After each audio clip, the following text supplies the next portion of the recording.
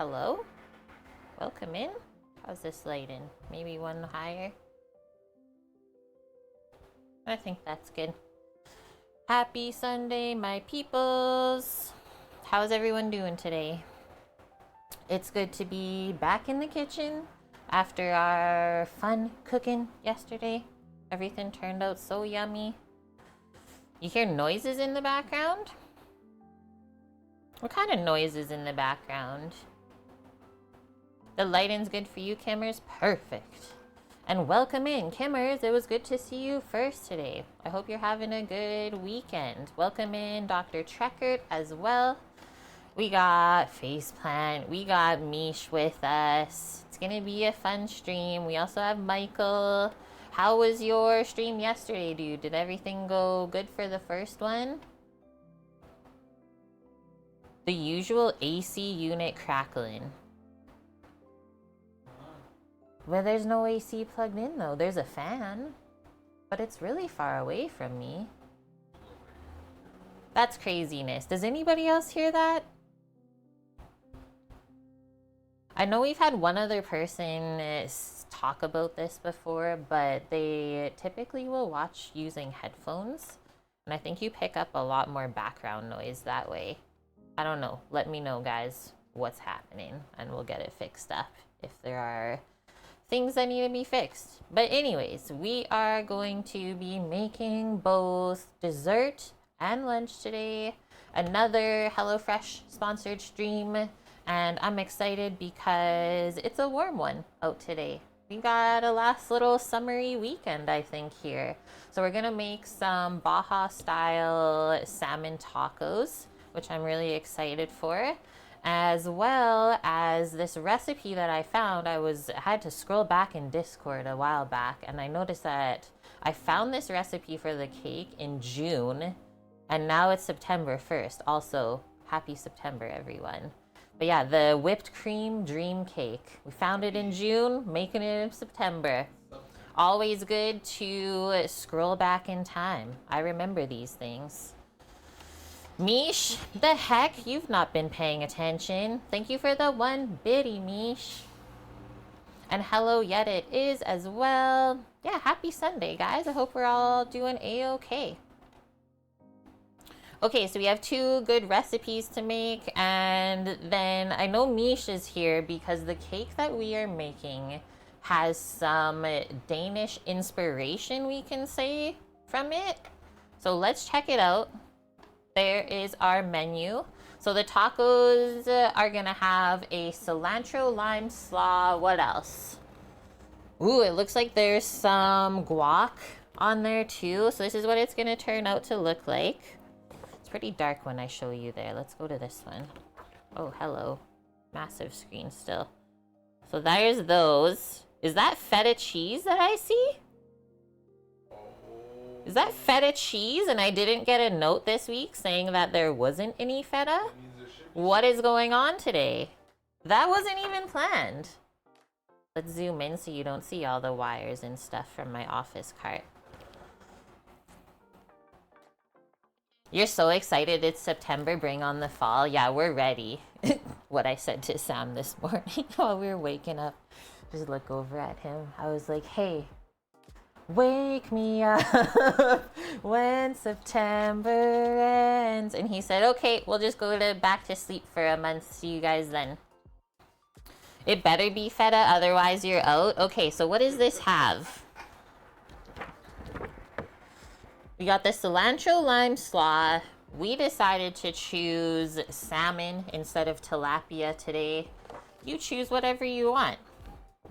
I will give you a little note, is that we had to get a, what do I say, refund? A credit on our HelloFresh account because whoever packed our box for this meal for this next week of food forgot 1 portion of salmon. So I just called up the customer service right away, which is the best thing to do. As soon as you notice it, call them up, right? Because then it's not as sus. And yeah, she checked it out and then just gave us a credit on the account for the missing piece of fish. I wish that they could have sent one out, but they're not going to send one vehicle out for 1 piece of fish for somebody. That just is not feasible in this economy. But that's okay. At least we got some money back. Didn't lose anything other than a little bit of fish for our tacos. But we have some other things to cook today to go alongside. So we'll probably just like turn on the air fryer for it. So yeah, our tortillas and then just our guac. Sprinkle with feta and remaining cilantro. A Danish cake stream and a feta stream. Mish, what is life? Wilson, sorry you missed us today. You couldn't wake up. We're just getting started. It's all good, dude. You're here. We're just getting started. It's a-okay. Okay, this looks so dang good. And I didn't really like make a prep list yesterday for our thing, because we can just follow the steps on the back, even if we switch up a couple of them, whatever we feel. But I do want to look at this cake recipe all together, which I didn't post yet. So here's the two that we can reference today.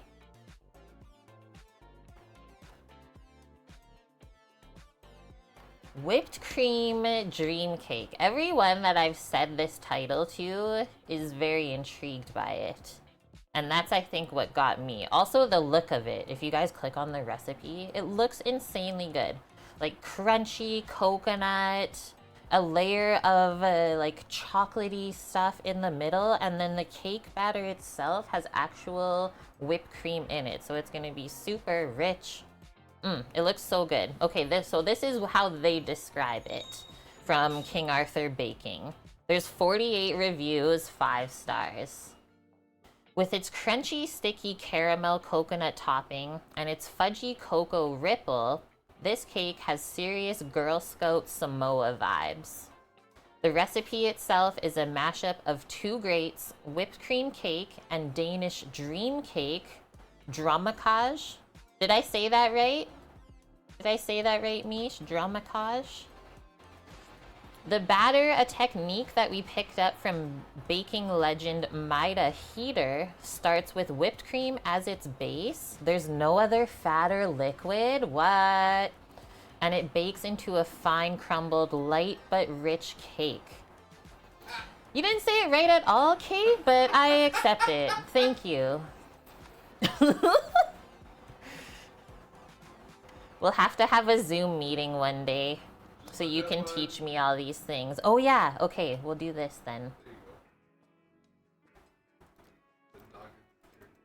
Shh, it's still early.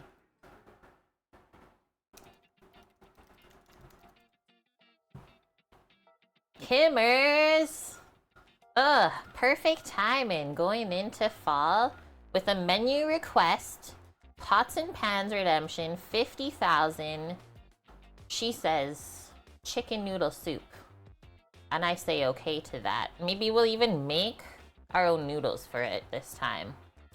Since I think we got a pretty good grasp of making chicken noodle soup in our life. Very good choice indeed.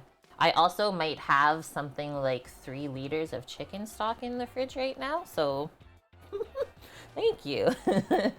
Okay. How to pronounce this? I'm gonna turn this down just so it doesn't blast your guys' ears. Dromekage. Dromekage? Rental search to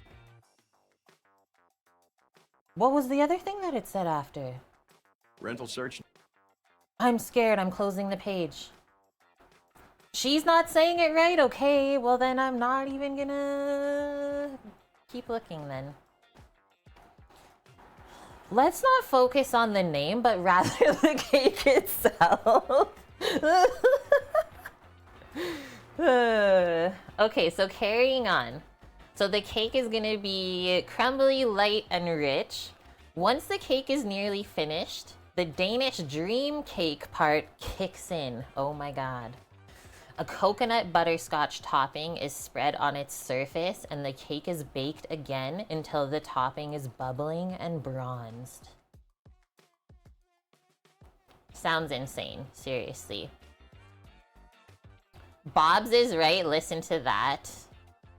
Did you guys just agree on something? I'm just gonna end the stream here.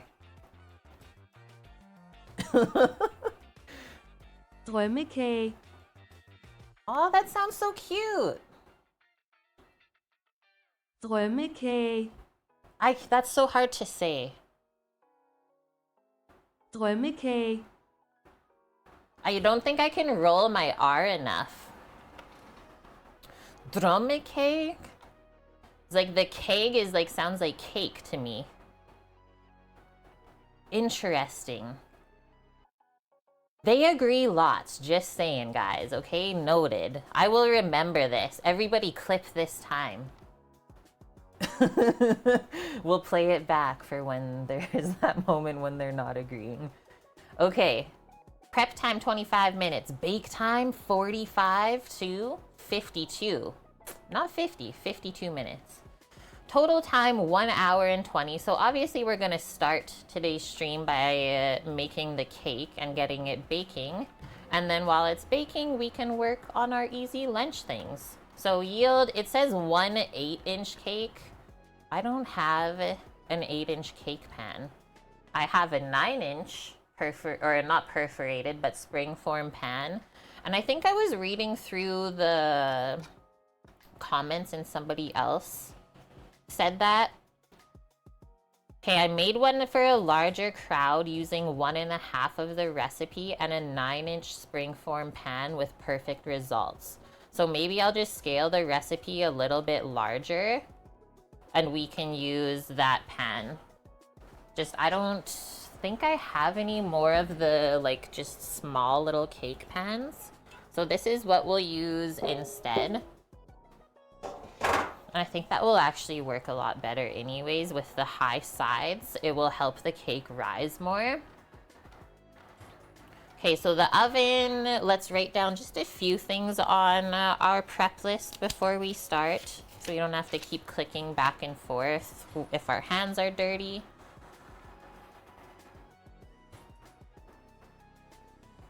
Wait, what's in 6.5 minutes? Does each meal come with a dessert to make? From HelloFresh, you're saying, Wilson? You can choose desserts off of their site. They have either like pre-prepped ones. I can't think off the top of my head what they were, but they also have a lot of like cake mixes, cookie mixes, and batters and stuff like that, where you just have to add a few of your own ingredients like egg, milk, butter, and bake it that way. And it's kind of easy for people to do. But yeah, I'm just making my own dessert today because I felt like we had to bulk out the rest of the stream, and we haven't baked anything sweet on stream in a while, and I've really wanted to make this cake. Quickly hi and quickly bye, someone says for the first time. Etibar, welcome and so long.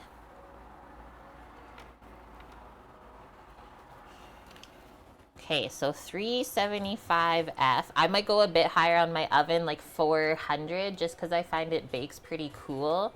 And things just come out like too blonde. They don't brown enough.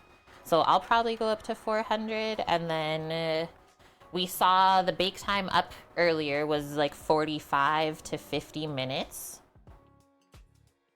And then we always have to think about a cooling time after it bakes too. That's always the hardest part, right? Is you wait all this time for it to bake, and then you can't even cut into it right away. Definitely wait about 15 minutes for your cake to rest, but for sure like 1 to 2 hours would be the best. You always want your cake to fully cool before you cut into it. If you're gonna serve it to other people. If you're just gonna serve it to yourself, I'll let you decide what you want in your life.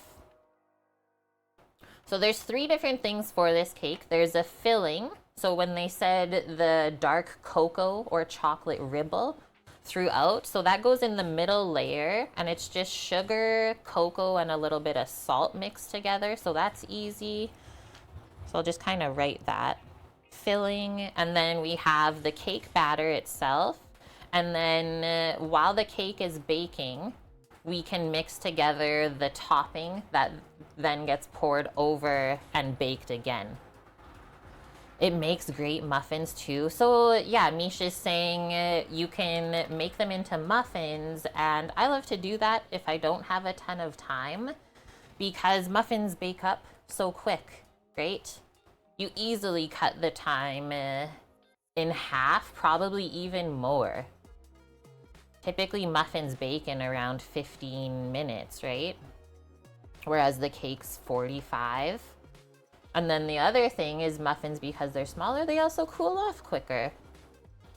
So much quicker process that way, but you don't have the, like, I guess, wow factor of presenting this beautiful cake, right?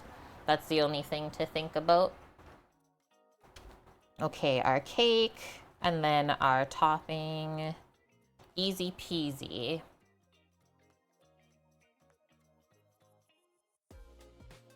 Okay, sorry. The total time is 45 to 50, but the cake, the first round, is 35 to 40. So just put that on this side for your first timer, and then you pour the topping over, and then you bake it for that additional 5 to 10 minutes until it's all bubbling and gooey. Insane. You can store the cake covered at room temp for up to 4 days.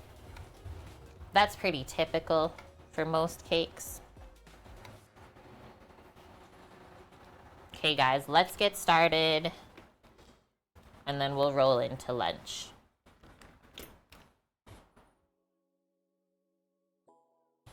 We can probably get the oven heating up.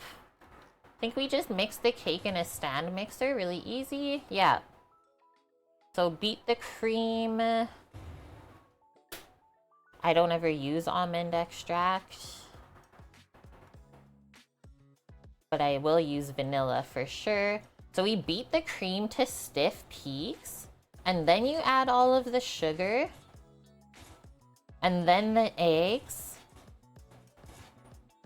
and then the dry ingredients. This is crazy.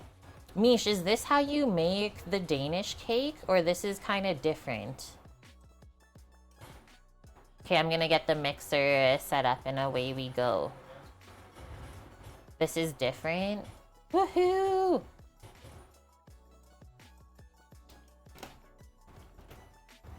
That's dark on that side. There we go.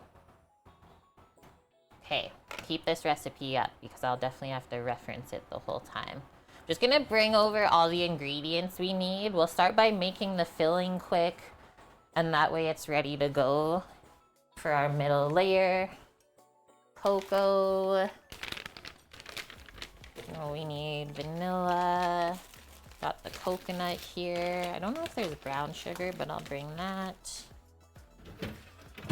Some white sugar.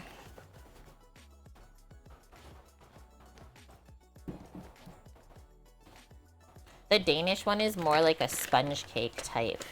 This is gonna be crazy. And then obviously one of the more important things is to also prep our cake pan. Flour, baking powder.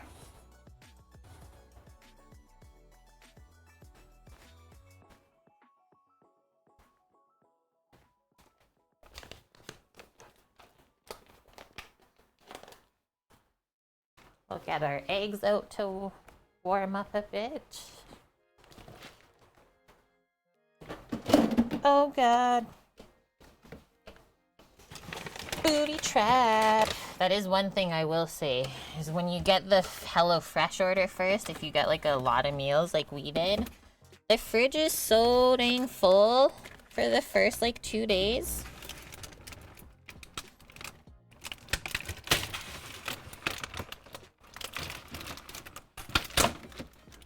What is that? What is that noise? Oh my God.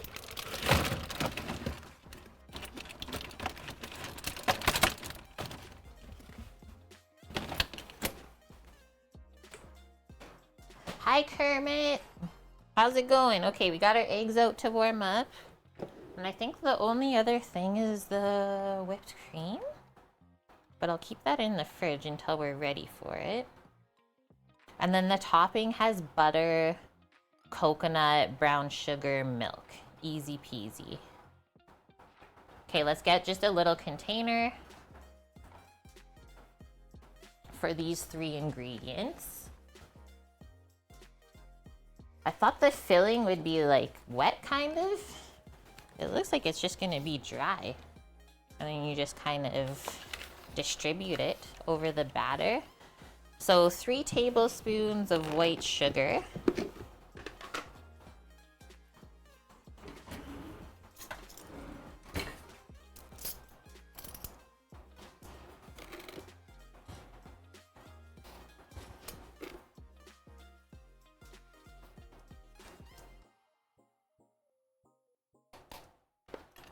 Just got back from the grocery store. Oh yeah, the issue with your car. The starter was out, but you bought a new one. Your cousin installed it this morning. And now it's running again. Okay, let's do the salt first before the cocoa. It says just a pinch of salt, which is always a good idea with chocolatey things. And then our cocoa. Look, I'm like down to the last little bit.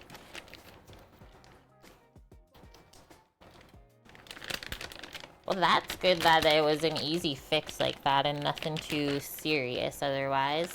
So it's actually just a tablespoon of cocoa, guys. That's it. Or maybe I have to do this all in grams because remember I said I was gonna make the recipe a bit larger for my cake pan? 1.5 times the recipe. Grams forever, Mish says. I know. Okay, I'll do a little bit more. I'm glad I caught that now. Otherwise, it's probably gonna bake weird. I wouldn't fill out the pan. Do a little bit more sugar. Whenever you're using cocoa, just be careful because it just likes to go everywhere. And we'll get a spoon and mix this up until it's all even.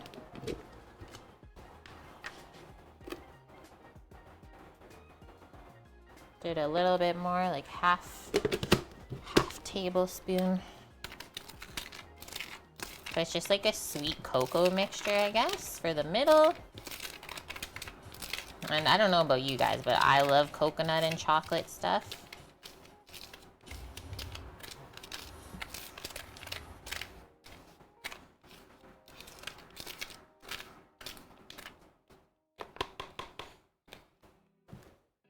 Making a mess already.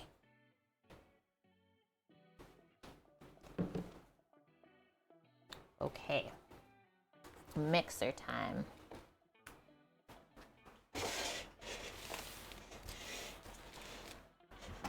Oh, guys, also we got into the bread last night and it turned out really good. I can definitely say it turned out better than last time we made it.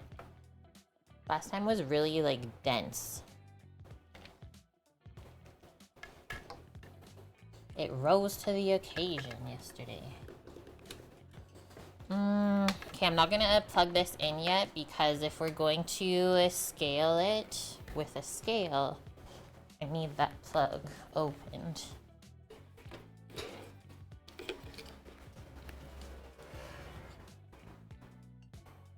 Fellow coconut fan, one of your favorite flavors, especially with chocolate. Oh. One of my faves, like I think how I discovered coconut chocolate flavor together was the Dad's cookies. Was they called Goody Rings? It was like a coconut sort of cookie that was really chewy and then it was coated in chocolate. Ugh, they don't even make them anymore, but they were straight up one of my favorite things.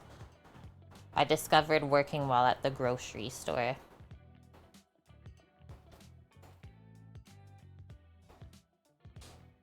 It sounds amazing. They're so good, Suzanne. And yeah, I remember when they stopped making them, there was an uproar. So we're starting by beating cream for the cake. We're learning something new today.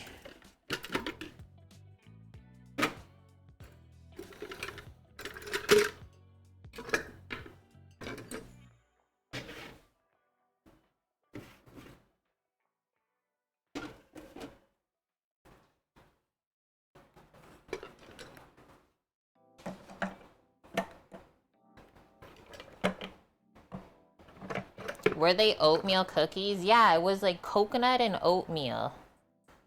They were called goodie rings. Okay, we need... Okay, I'm gonna do math on my watch at the same time just so we scale this properly 1.5 times. Don't mind me.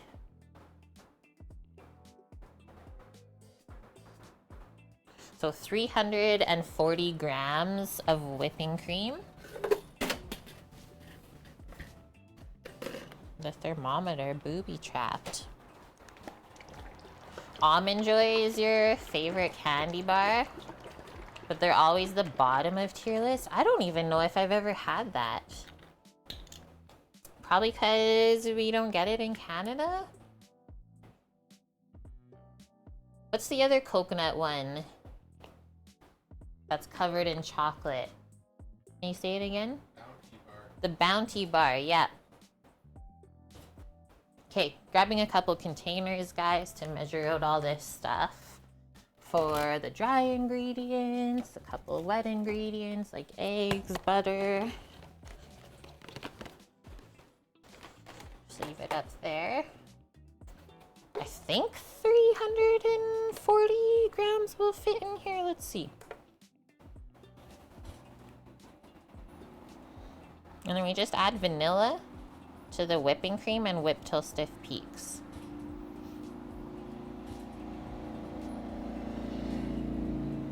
There we go. Perfect. We have mounds. I've never heard of mounds either. Oh my gosh. They're basically Bounty bars, but with almonds. Oh, that sounds good. Sam says, willing to try on stream. What does that mean? Someone has to send it to you? Okay.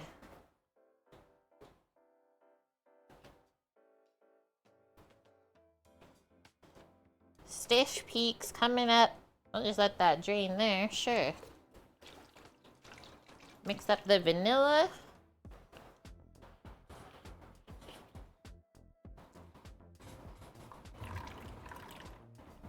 No skimping on that.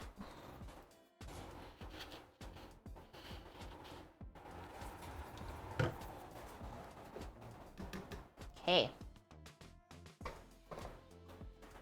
Away we go. Oh yeah, I didn't plug it in yet. Hello, scale? I need another plug, guys.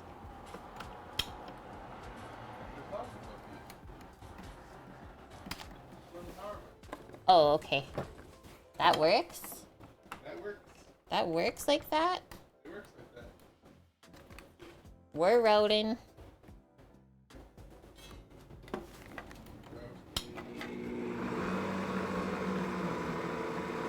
Okay, so we can do other things while this is going. We're gonna need a cup of sugar. We can crack our 2 eggs. Just gonna crack the eggs into this container that was already dirty.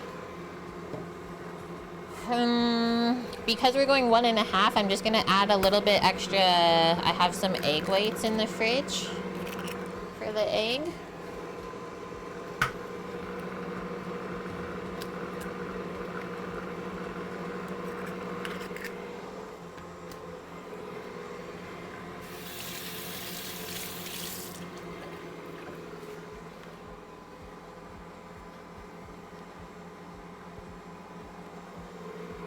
Because I don't have every single type or size of springform pan.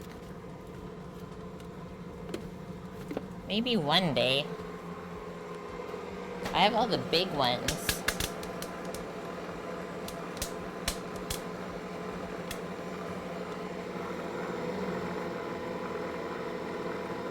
I did 1 egg white, guys. Added. Should be good. And that way we didn't have to crack a whole egg and split it. Do that. So it'll be 1.5 cups of granulated sugar.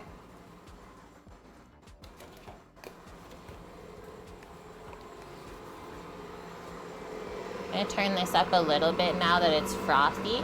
You can't turn it up too high when you first start whipping the cream because it'll splash everywhere. But once it gets a bit frothy, you're safe. We'll go a bit quicker.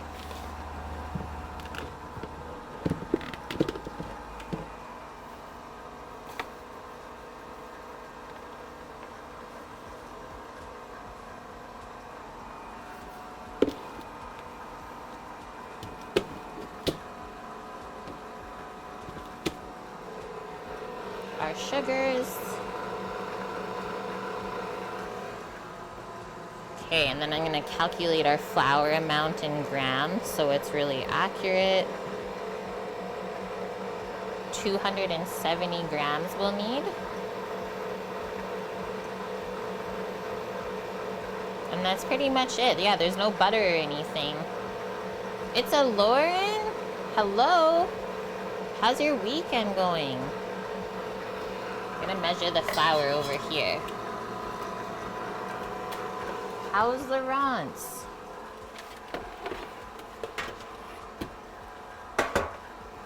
And then I guess we can start the oven soon.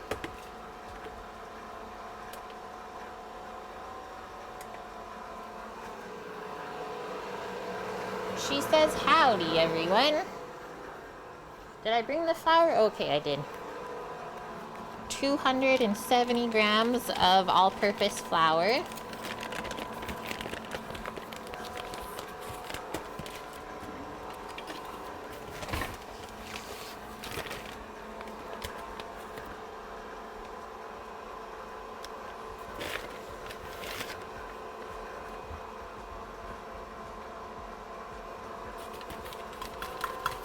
Okay, we got a little bit extra, but I think that's all right. Our cream is whipping up. It's looking good. We do not want to over whip it, it says, which is smart because then you'll start making butter. That's not what we're doing today.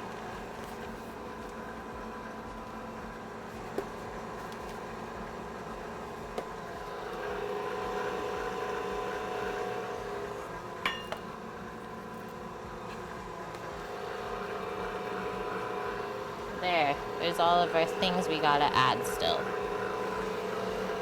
You alright? Getting ready to grab lunch with Dad? The mixer's mesmerizing, isn't it?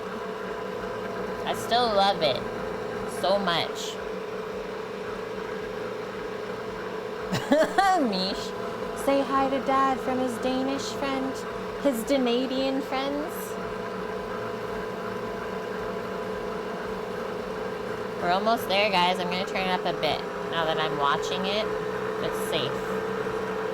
He does love a cheese Danish. Oh my god.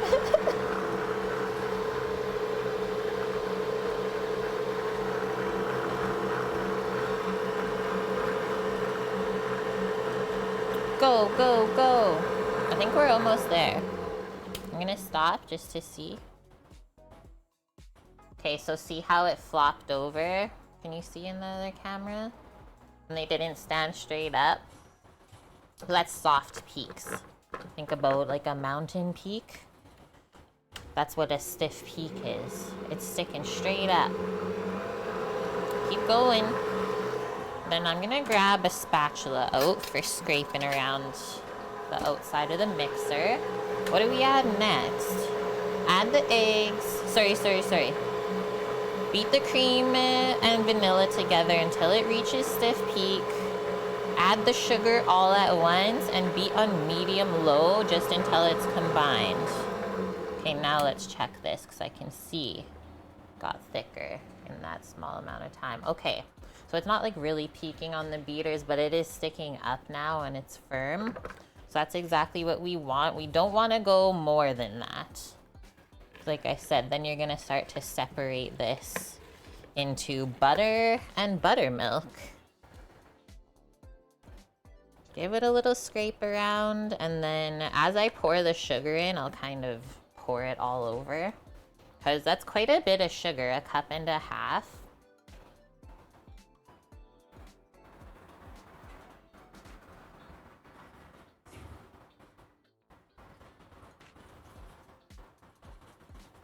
I might keep a little bit of this out, because that seems like so dang much. So much sugar. Okay, medium, low speed. It's okay if the mixture looks a little bit lumpy at this point, it says. I'm just gonna keep it on low speed. Well, that doesn't look lumpy at all. It looks amazing. Just looking underneath to see if it's all combined. It looks good. It says scrape down the bowl again, and we'll add the eggs one at a time. And I think at this point, we'll get the oven heating up.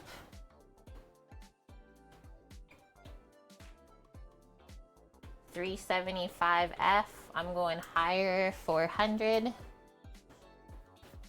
Because my oven bakes cool.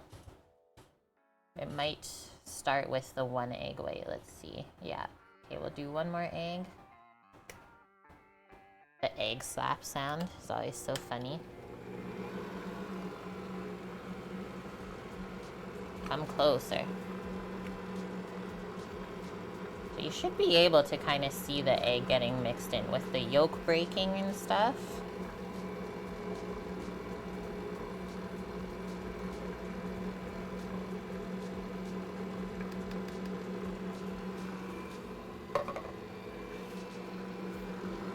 Whoa, that's getting so nice and smooth.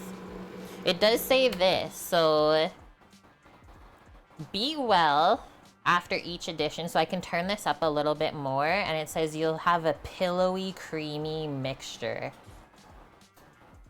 And now we're gonna add the dry ingredients.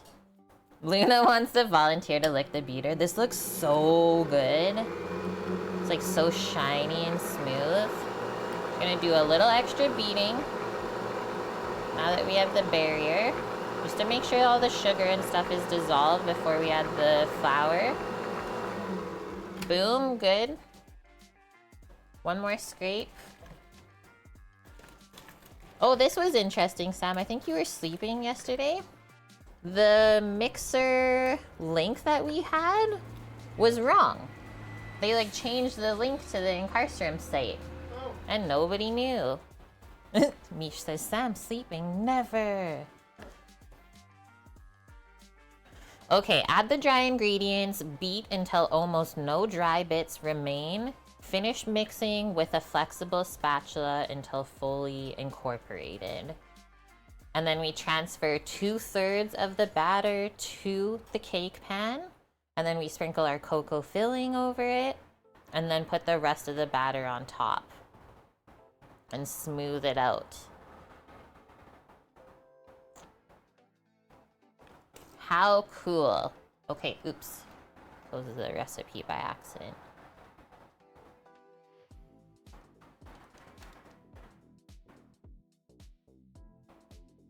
Where's my baking powder and salt amount? So first I'm gonna sprinkle the flour all over. And then we'll do the salt and baking powder. Just kind of put it on each side of the beater usually.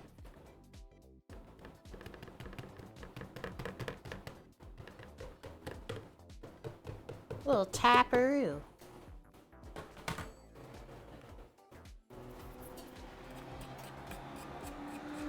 We are cruising down the street right now, okay? And then it's a Cookie. Hi, Cookie. We're making the cake batter right now. We need 2 teaspoons of baking powder and then 1/2 teaspoon of salt. Thank you as well, Cookie. Just rolling on in. Messing things up for Mish, we can say. 499 bitlies. Thank you very much. Mish, I just fixed it. It's a forever sort of thing, okay? Scaramouche. Sneaking in. Okay, half teaspoon of salt. And that's all of our cake ingredients. Thank you for the 3 bitlies, my friend, and Mish for the 2. Can she not leave stream for 1 day, she says. Nope, never. You should already know this, though. Cookie says, I had you on audio while I was driving. Hilarious to hear your attempts to pronounce the cake, Kate. This is the type of entertainment that I provide. What can I say? I get so nervous. Like, I hope you guys can know and tell that.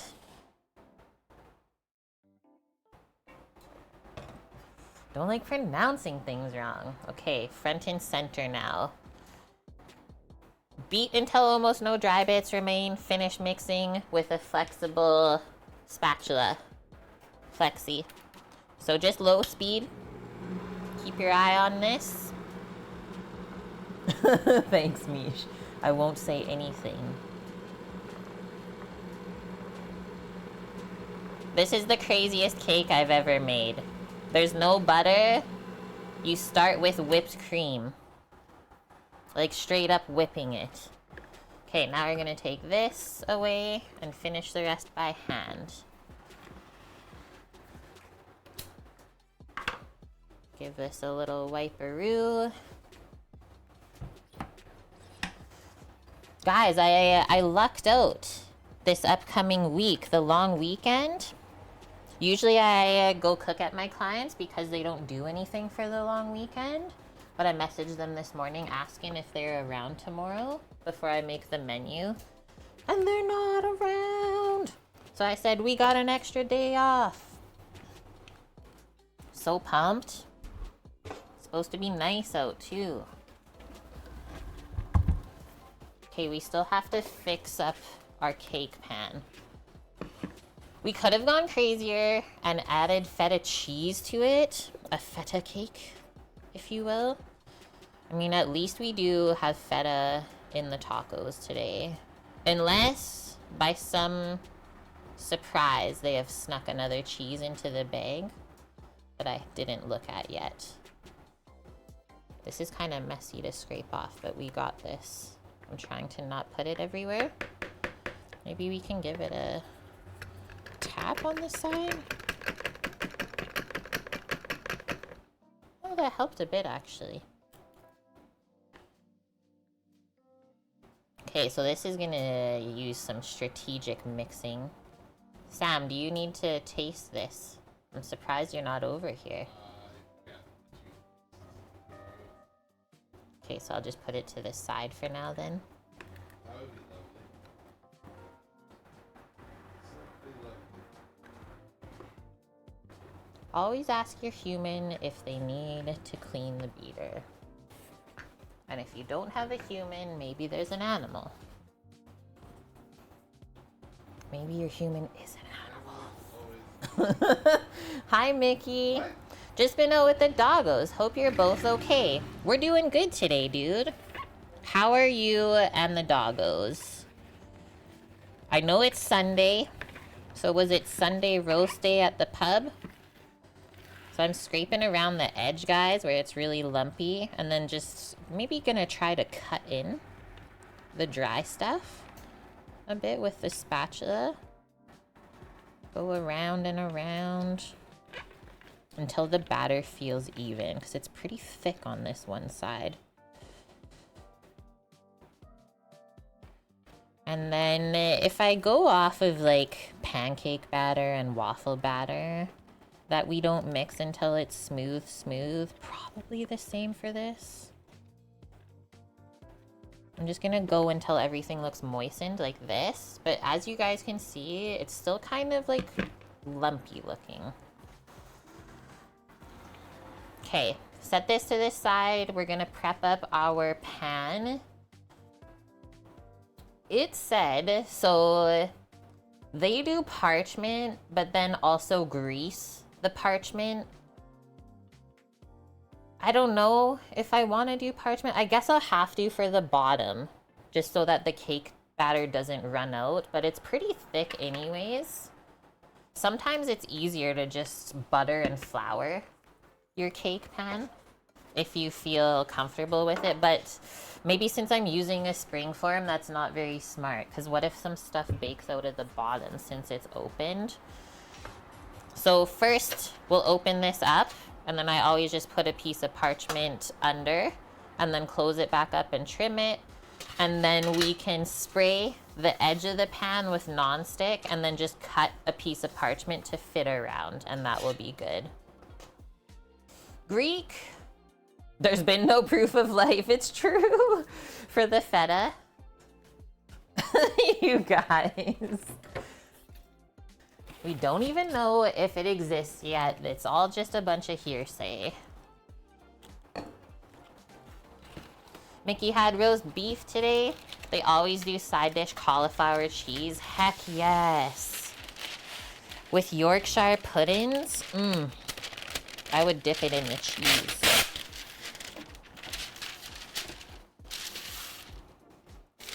Okay, first step, do that. Which way does this go? This way? Yes. Close it on up. Nice. It goes so nice and tight when you do that. So now, this done? Yes. Grab my kitchen shears that I know are in here clean. And I always just trim around the bottom.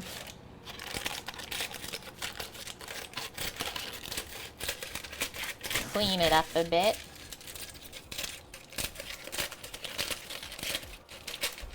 And we did turn our oven on to preheat already, so that is going in the background while we finish this all up.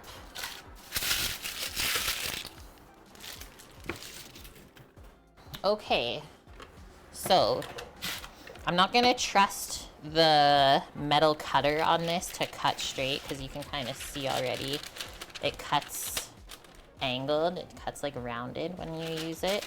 So I'm just gonna open this up, kind of hold it straight, and then try to cut with my shears to the height of around the pan, and then we'll stick it on with some nonstick spray.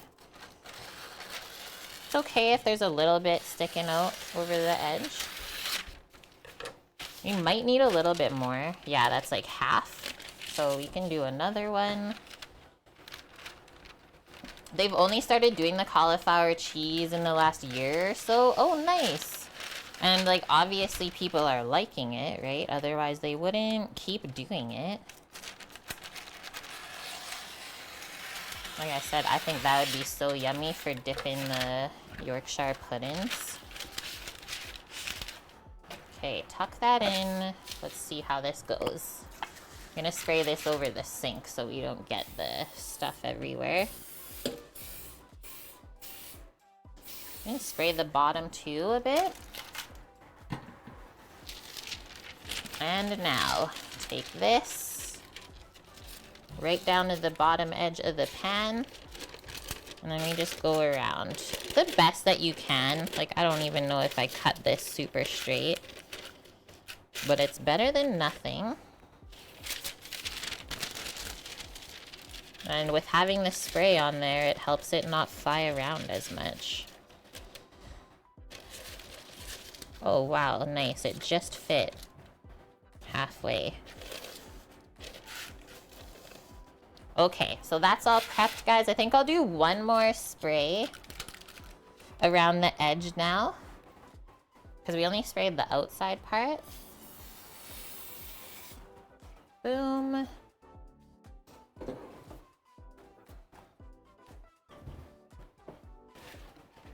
Done with that. And now we want to take 2/3 of our batter and put it on the bottom layer. Try and keep this all like pressed against the edge too, the best that you can. Once we get some batter in, it'll be easier because we could press it to the edges. And then maybe the only note is try not to mix this up too much now. Don't want to like overwork the gluten and the cream. And then I'll kind of distribute the batter around as I'm plopping it in here.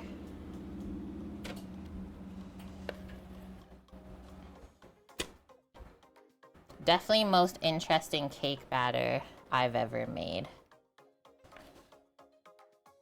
And we made a 1.5 scaled recipe to fit the pan.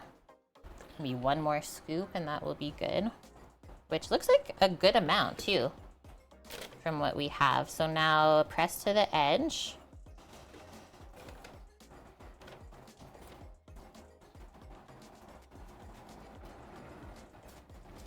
It's about a 1-inch layer right now, and then we have to think when this bakes, it's gonna rise up too.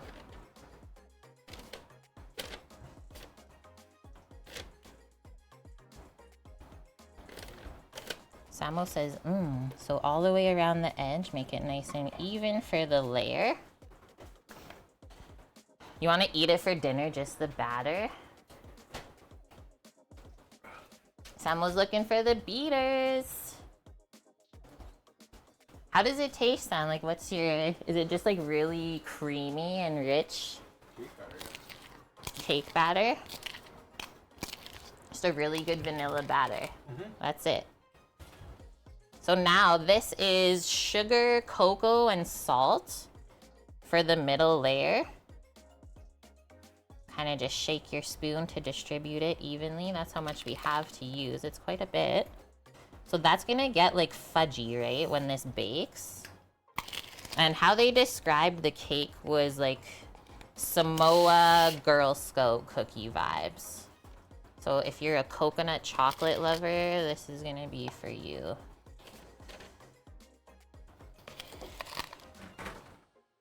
Misha's just decided that she will be making this next weekend. Wait, what did you have? Because I needed to ask you. What did you post in Discord today? What was your cake? Because that looked yummy, but it looked store-bought. Was it? Look at that layer. It's already like soaking in. Okay, gonna scrape this off a bit.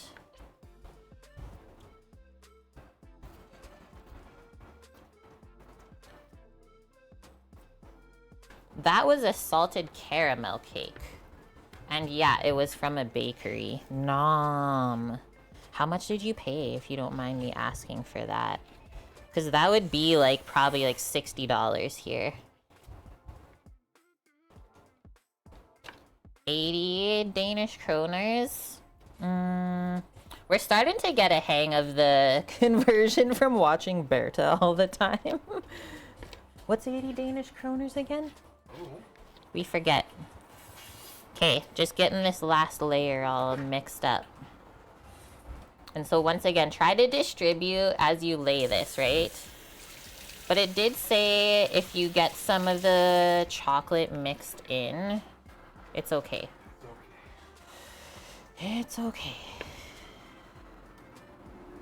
$18 Canadian. $18? That's Sorry, it? 16. 16? Even cheaper? Insane.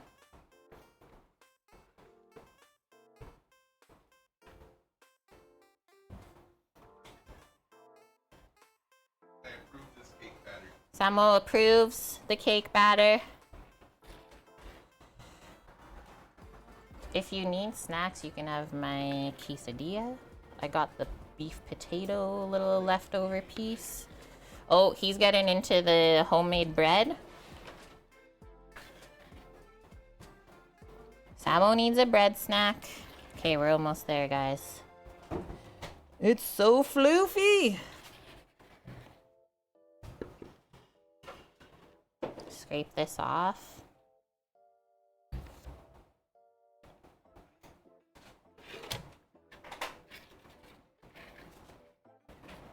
I don't want to waste any.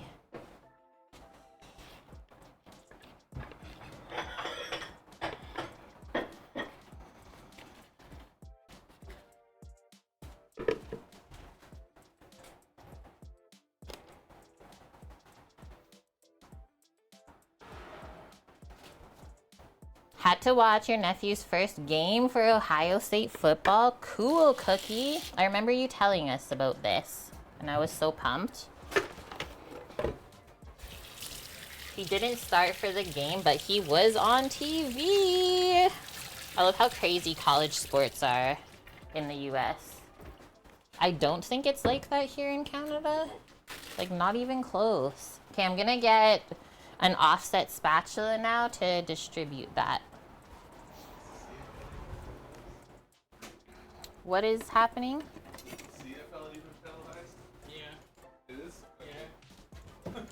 Yeah. I love Scoots. We can't cheer for them. I love it.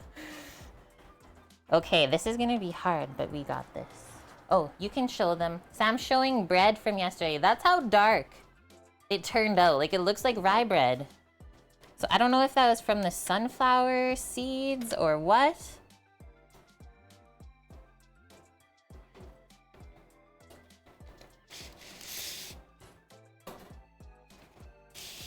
Oh no, there's a little bit of cocoa.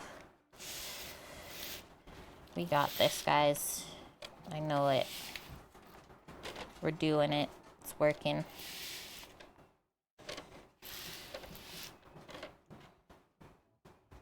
Oh my gosh, what's going on up there?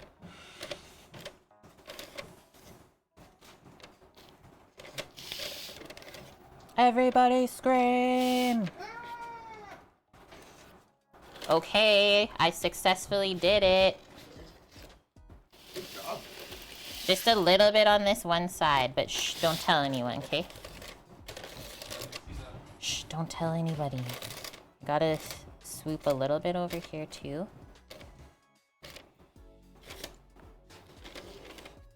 Boom, and now I get to taste the batter.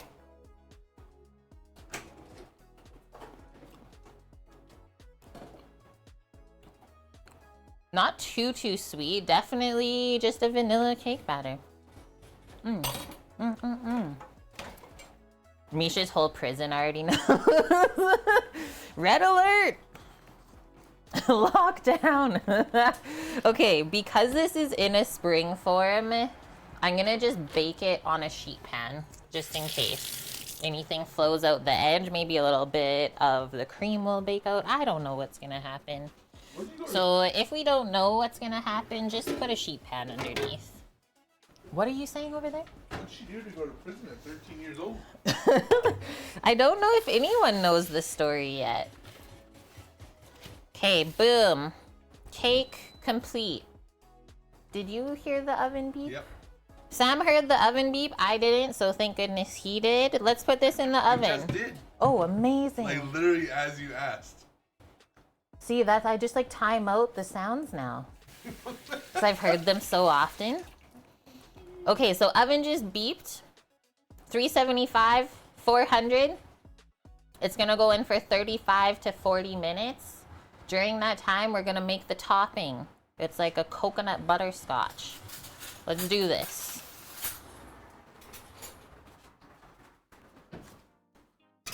Middle rack of the oven, preferably.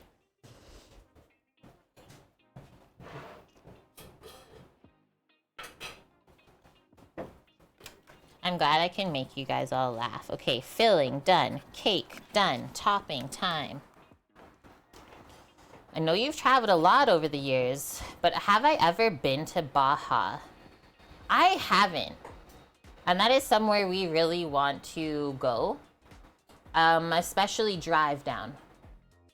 For sure. And stay down there and experience that lifestyle and culture.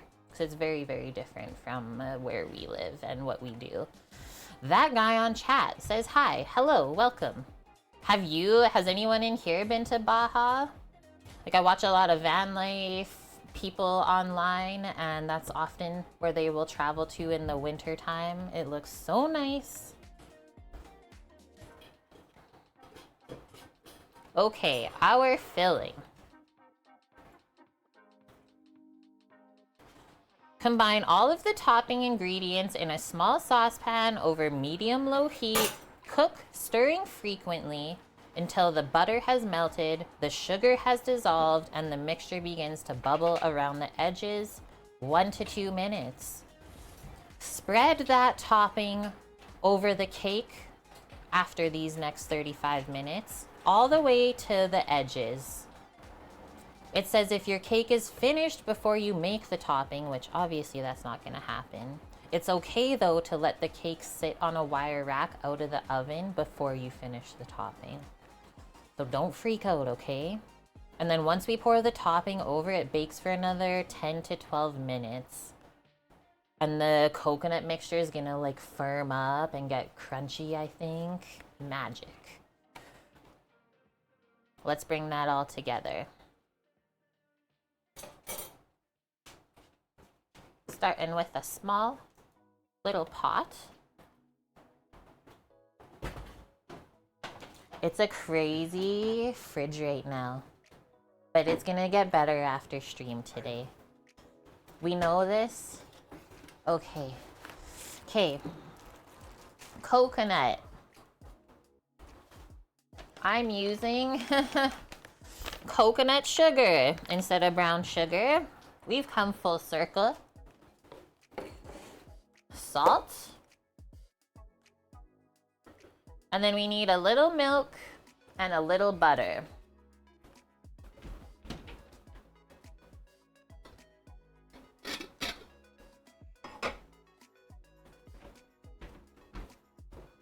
It's gonna have a lot of coconut flavor. I don't know if coconut sugar really tastes like coconut, but I really I guess it does have a sort of nuttier flavor to it. I don't know, it's just a little bit different than actual brown sugar from sugar cane.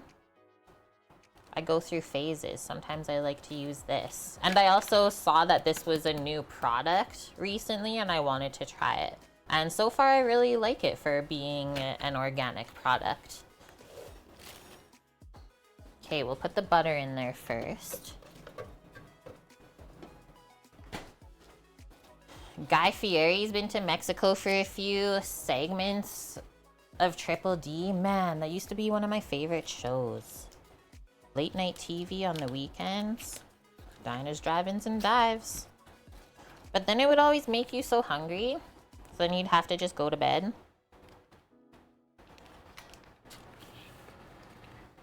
Three tablespoons of unsalted butter. Very important. That way we can control the salt. I'm just gonna eyeball this. Like that.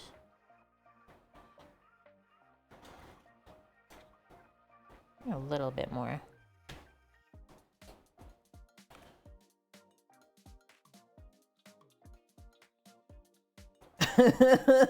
Just like the stream, you guys. You're saying that I make you guys hungry, so then you just have to go to bed? Is that what you're saying? Yeah. Why do you do a nap every stream? No, that's why I start with a bunch of viewers and end with like 10. Everyone just falls asleep. That would be hilarious if like as soon as you fell asleep, you like stopped viewing the stream. Like, oh, just lost a viewer. Just start getting mad at everyone for sleeping all the time.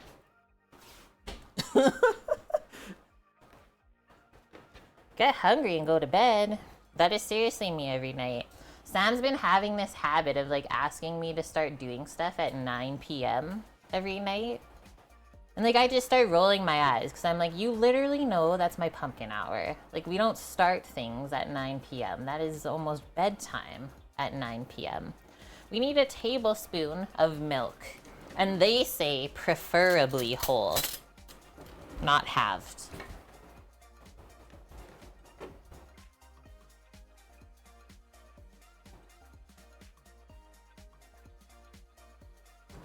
Shouldn't watch cooking streams before bed, but you never learn. But how else would you get inspired for the week? Nice, you're going to Comic-Con in Ottawa? That should be a pretty good venue. Okay, let's do sugar next. 1/4 cup plus 2 tablespoons. I might do a little bit more than that. Just because of the size of the recipe we made. So I'm gonna go 1/3 cup. How expensive is milk there in Canada these days? What did we pay for that 4 liters of 3.25? $6.29 Cookie, and that's the cheapest we can find at Costco. If I go to a regular store, probably closer to $8 for 4 liters of whole milk. And that's not even organic. Like, that's just, in my mind, like the lowest grade of milk, right? Okay, we got our sugars. Just a pinch of salt again. I like that because it just keeps balancing out. Every time we add sugar, the salt will help keep it from tasting too sweet. At this point, yeah, how much is it to just get your own cow? That's what we're working towards. Like, I really want to be self-sufficient before I hit the time or age that I should be retired, right? Like, I don't want to be starting that at that age. I want to be already set up and just like roll into retirement. 2/3 of a cup of shredded coconut, unsweetened. I got this, it was organic, unsweetened, shredded. Good product. I've used it in our granola before that we've made on stream. So 2/3 of a cup, this is a 1/3. So we'll do just like heaping cups then for that little bit more. What about goats? Goats are harder to start with, maybe because yeah, they like get into everything, is from what I've learned from watching some farms on YouTube. It's easier to start with like 1 or 2 cows. They're better at entertaining themselves.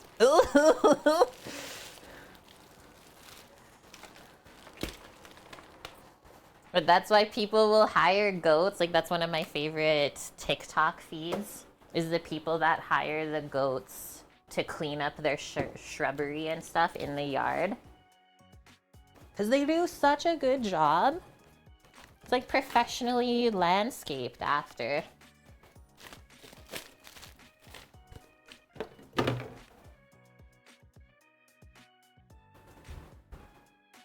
Okay, just putting some stuffs away, keeping everything clean.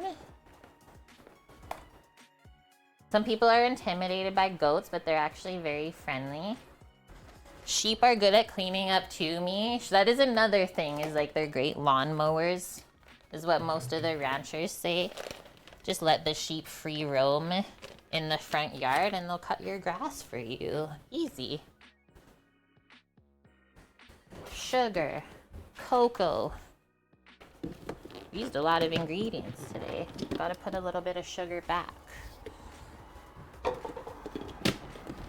And then we'll get this on the stovetop. That wasn't a very hard cake to make, considering all the different components of it. Pretty dang simple. It just sounds a bit intimidating. That's it.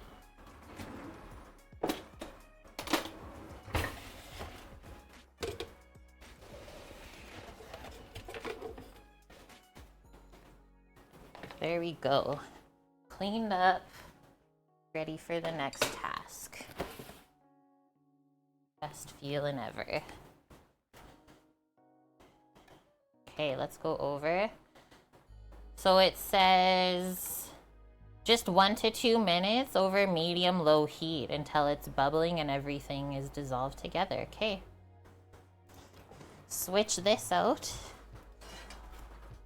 That's gonna be our pan for cooking the fish for our tacos, and maybe we'll have to come over a bit. Slow motion. That feels weird when we do that.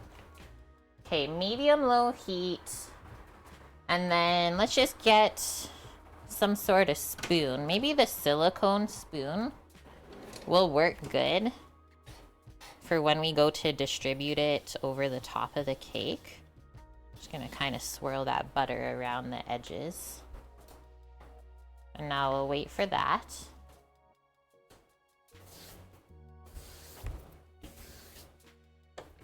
Okay.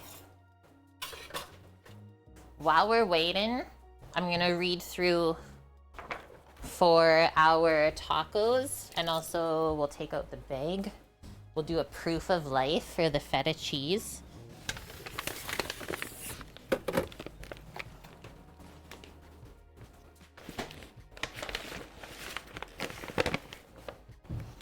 Farm you went to for horse therapy had some sheep prior to the pandemic, and the sheep loved you, always coming up to the fence looking for attention. Yeah.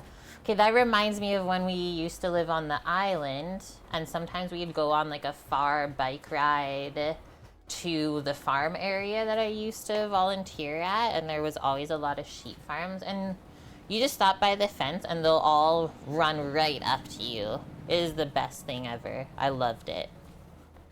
When's the last time I scratch made peanut brittle?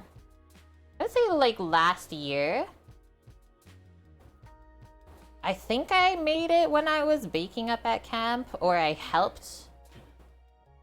I made it too, right? Yeah. And Sarah did too. So yeah, within the last year. It's a good one to make for people. They love it. Such a nice treat. Look at this. How they like sent the cilantro.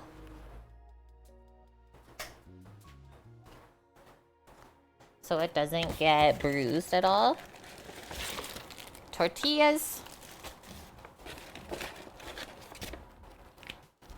We got the guac on deck. A sign of a good peanut brittle is if it does stick to your teeth.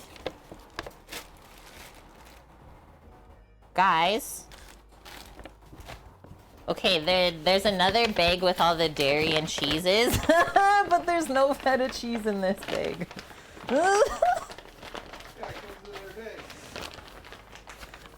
I'm not scared at all. Just let me...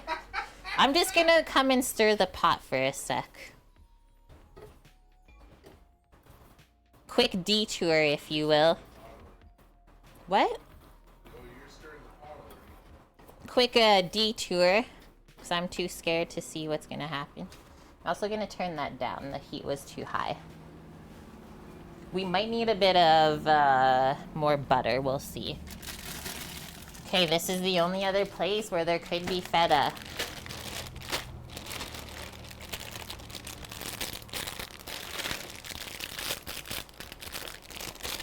Parmesan. Sour cream. No, I'm just joking. There's feta.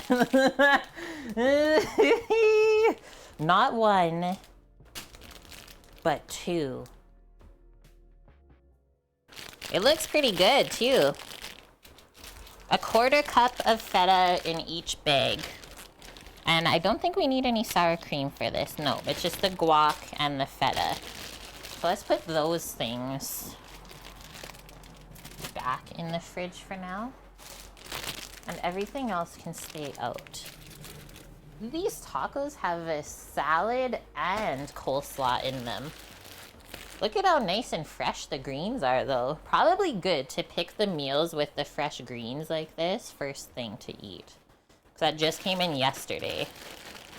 So I'm going to put those greens back in the fridge, too. I think everything else can stay out.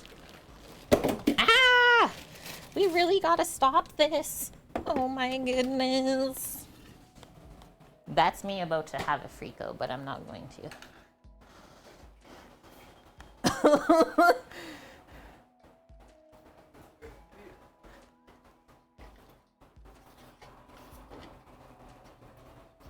This doesn't look very saucy enough. Like we need more butter or something, guys. Because it's not very, like, melty. I don't know if it's the coconut sugar. We're gonna put a little bit more fat. Cookie says cream, question mark? It's against the rules, but we could. Oh yeah, because this is the part that we become Danish. That's right. Just ask Mish.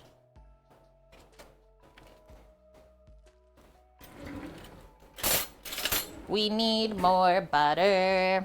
Nice to know that my intuition is on point. At least my butter intuition. I was gonna say that's what she said. I was gonna actually say like, wow, I never thought I would have heard you say that. So bad. Okay, so we snuck the butter back underneath. Let's let that melt. I think we'll be good. Because think of it's like a coconut caramel that we're trying to make. Well, those ratios were definitely off. Fix it up. Imagine making a Canadian version and using maple syrup. Ooh.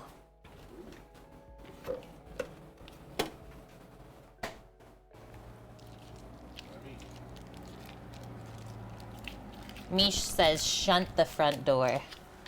I think it is. We have Mexican seasoning packs. We have chipotle sauce, which is very delicious. We had this in a ground beef bowl earlier in the week. So good. Okay, mixing in the butter now. Let's see if this gets more caramelly. We need to raise ourselves up a bit here. Can't even see in the pot. And remember, this does have to come to a bubble. And that's how you're gonna get the emulsification of a butterscotch, sort of. That's why I just pressed it into an even layer. Let us see what happens.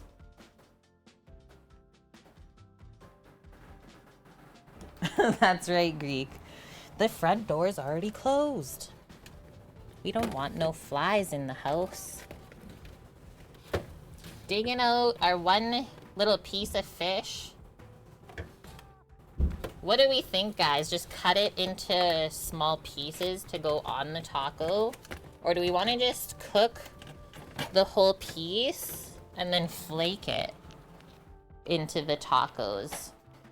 And it's not even like we got the most phenomenal piece of salmon. We got like a tail piece for the one piece they sent. If I'm being picky. And then we also are gonna lose a little bit of weight because the skin is on it.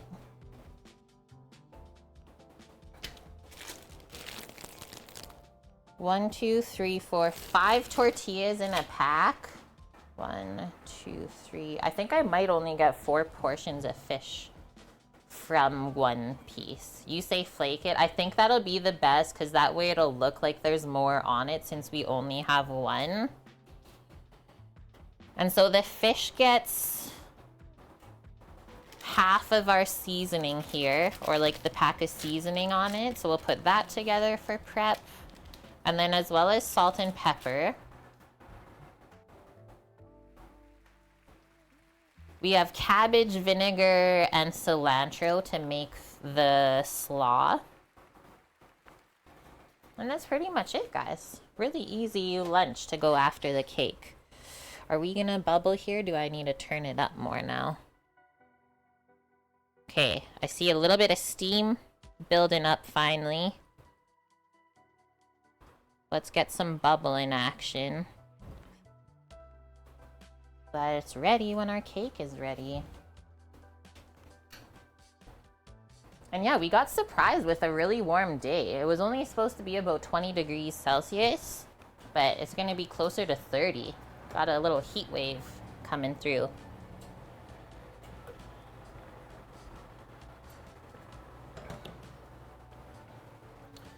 You got a sub chicken teriyaki with tandoori and peppercorn ranch sauce. They give a tandoori sauce now at Subway. Fancy. Okay, I see some bubbles in the butter. I'm excited. This doesn't look like a lot of topping, but as Bonk would say, you're a topping whore. Always double in this house. We could add more to the pot. We could add more to the pot. It's not too late, should we? Sam says yes. You should have seen the look of worry on his face when I read that out loud. Because, yeah, how is that even going to cover the whole cake? Okay, we need more. We need more. Equal topping and cake? Bonk was here the whole time for that? Summoned. Hi, Bonk. Hope you're having a good Sunday.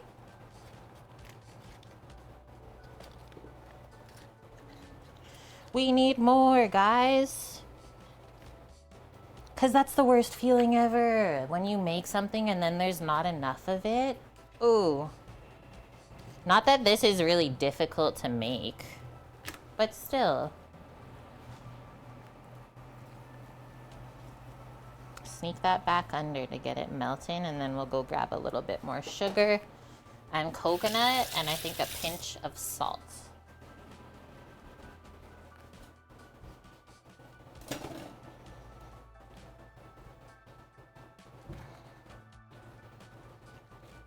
You saw this Staub Cocotte 5.5 quart dark red on sale yesterday. You're just eyeballing it. You didn't get it for yourself though, little baby kittens. Bonk was secretly watching how we act when he's not around. Oh my gosh.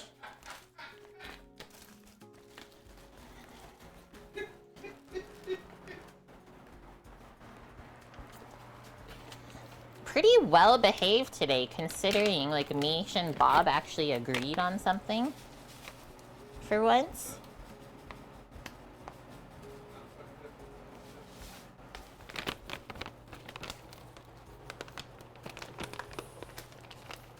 It's nice and solid. The lid has spikes on it. I do love that about the Staub stuff. The dimples on the lid when you're braising stuff.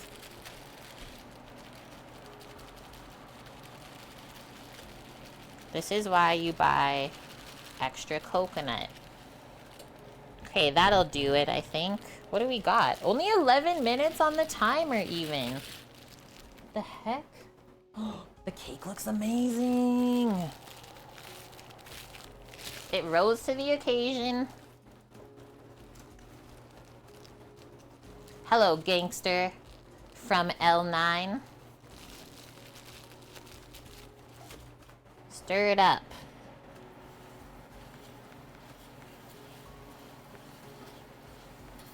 It's getting kind of crazy over here. It's really sizzling.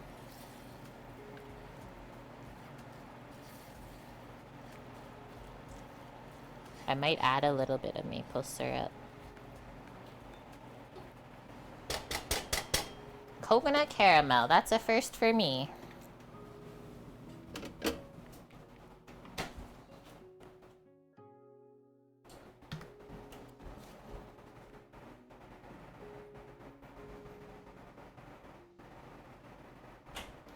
Just a drizzle.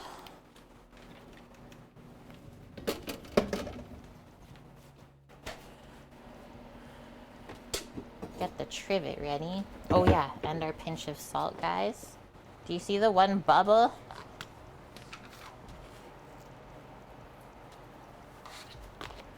We're bubbling.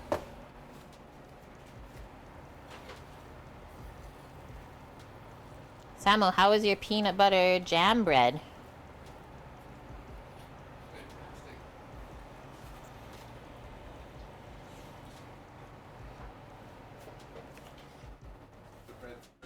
I hope that turns out. Tree juice. That's what maple syrup is.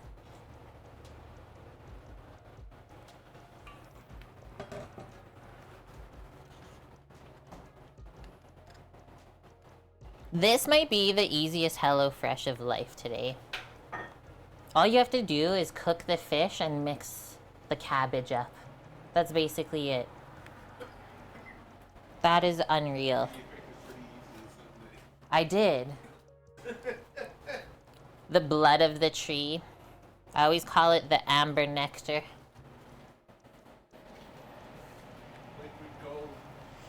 Liquid gold. I'm just trying to get this ratio right. Like, I don't know if the coconut's gonna keep absorbing the butter, because it's pretty fatty on its own. But we need an equal portion of like butter and sugar so it emulsifies and comes together. But we also don't want to burn anything, so that's why it's at a lower heat. It's coming together though. We have 8 minutes until our cake hopefully comes out of the oven. We'll take the internal temp with the thermometer to check. If it is ready though, our topping that we're working on right now gets poured over the top and then it gets baked for another 10 minutes.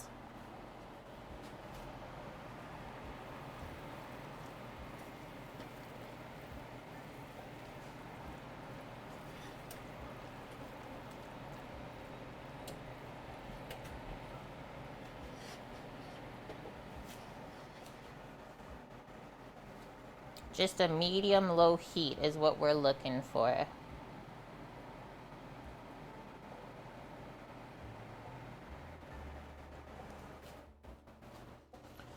Drove up to the mountains in Vermont, went to a maple farm, drove up through the farm, seen all the taps and pipes leading down to the processing place.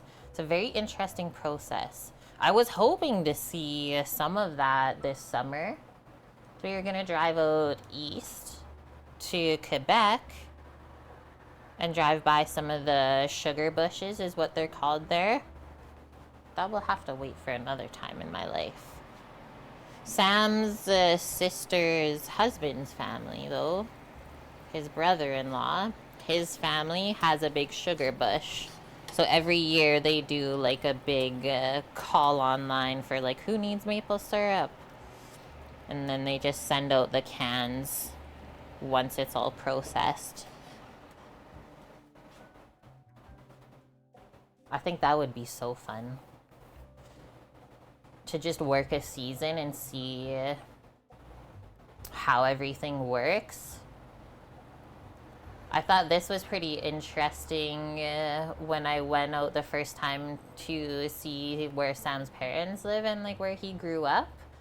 We went out to a family friend's like property and they had like a little sugar bush set up like long time before, and they had these huge like wood stoves in the shack.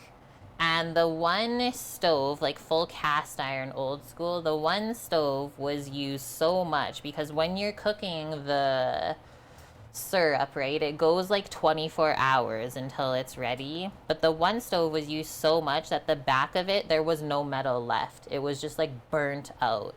It was like, holy shit, imagine how long stuff cooked on there for the metal to slowly degrade away like that. Wild to see.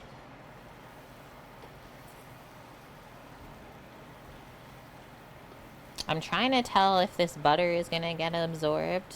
I might just put a little bit more maple syrup in, because I can see there's just a touch of fat sitting on the top.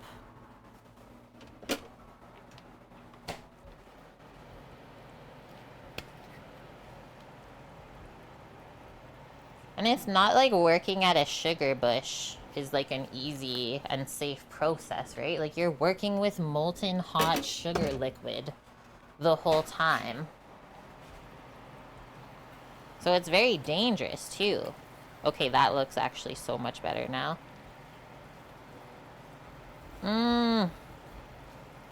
Okay, I think I'm gonna turn this off. Set it on the other burner. And then we're gonna top the cake over here though together. There's only 4 minutes left on it. Why don't we do this? We'll bring the trivet over. Or maybe we should check the temperature first to make sure it's actually baked before we top it, I think is the best. Because if it's not, we can mix up our slaw here really quick. Sweet!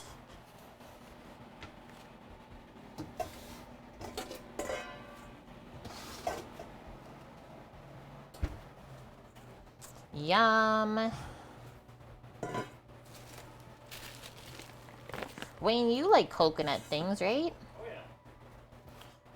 I've not met too many people in my life that don't like coconut, but I will say the people that I have met that don't like coconut, they are very strongly against it. And I always find that so surprising. Like, I never thought it was a strong flavor or anything, but maybe it's more like the extracts where things start to taste fake and it overwhelms the palate. Maybe that's why they don't like it. Just under 3 minutes. We're getting antsy.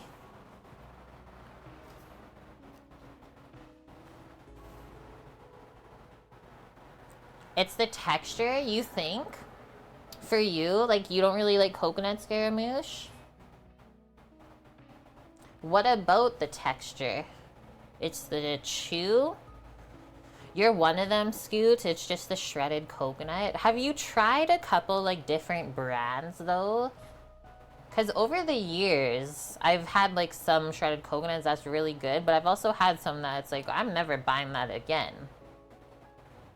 So there are different versions of coconut. There's also, like, the toasted coconut, like, chips, like, really big pieces that are really delicious. Some people, like vegans, will use that in place of bacon.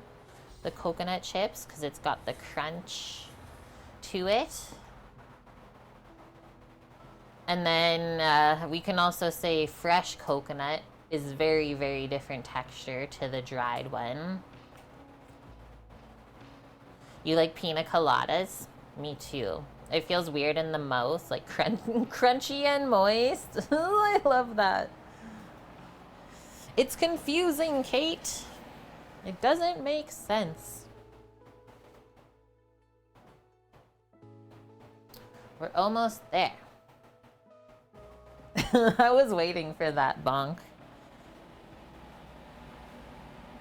Okay.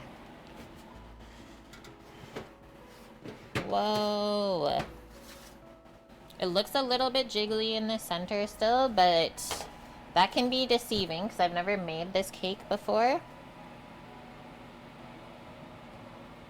It's only at 158. And we're wanting to go to like 190 for sure. So it needs longer. And if you guys want to see how browned the top is, look in the other cam. I think I'll turn the oven down about 10 degrees. That's it though. It's looking really nice otherwise. So while we're waiting, the next 10 minutes, we can mix up our slaw.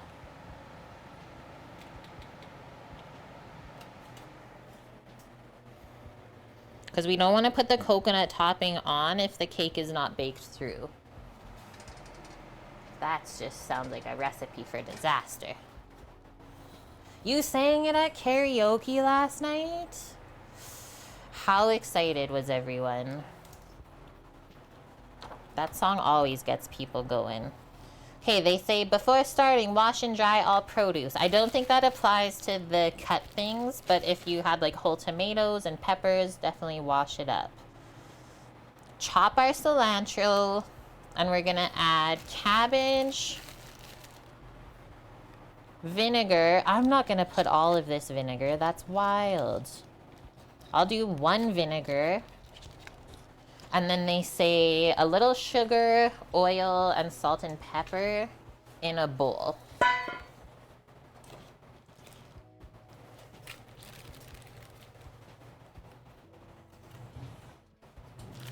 You had no idea coconut could be so divisive. You have to admit, though, coconut milk isn't your jam. Really?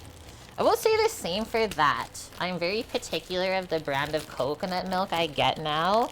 Because there was this one time that I bought a different brand that I never used, but it was on sale. So I was like, oh, I'll just like try this one, right? Ooh, it was a mistake. It tasted so bad, I didn't even want to use it. And after that, I was like, well, I didn't really know that was a thing. But I guess I'll just stick with what I know.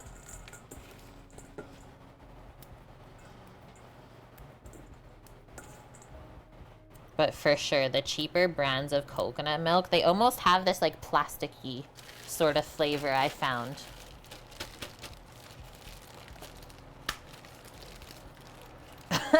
Bonk. I don't know if I've ever paid attention to the lyrics, so now I want to go back and see what the heck you guys are talking about. Obviously, as we pour out the cabbage, I'm just picking through any weird bits that we don't want to eat. You have to do the same thing with any pre-chopped vegetable like this. Always recommend. For the most part, there shouldn't be too much to pick out.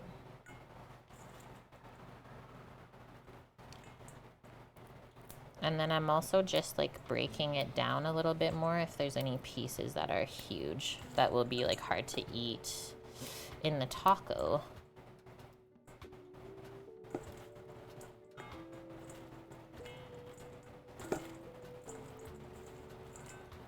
Personally, I think this should be shredded a lot finer. But with the vinegar and stuff and mixing it up a bit early, it should soften.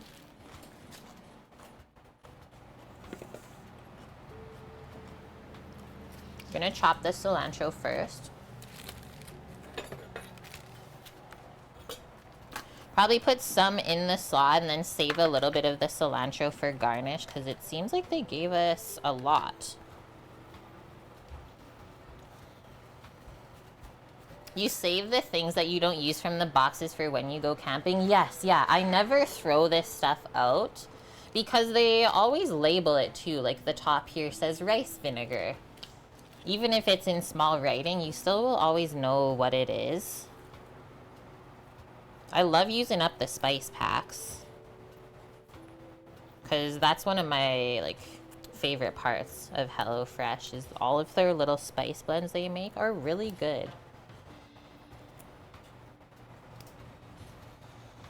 Spices have become so expensive to buy from the regular store.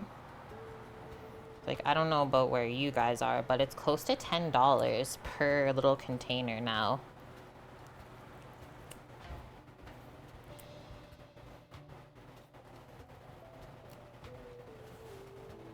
Similar to a red cabbage salad your mom used to make, Bonk. Came from a steakhouse restaurant back in the 70s. This is reminding me of like a cilantro lime style slaw that I've made before for tacos. So instead of the rice vinegar, you just use fresh juiced lime.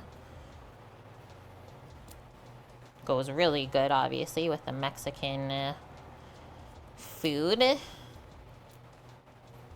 And then another thing I like about this slaw is when you put the vinegar with the cabbage, if it's purple, it makes it go this like beautiful, vibrant, pinkish purple color. Like what should we say, magenta maybe?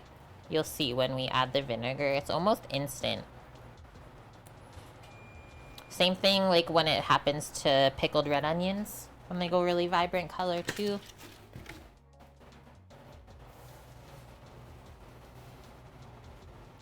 So we'll chop all of this, but I think we'll save some just to sprinkle over the tacos for garnish. You remember the cabbage was really thinly sliced? Yeah, it should be a bit thinner, but I know that these are just put through like a factory sort of chopper. If we did it by hand, it would be a lot more accurate. Bunch all this up.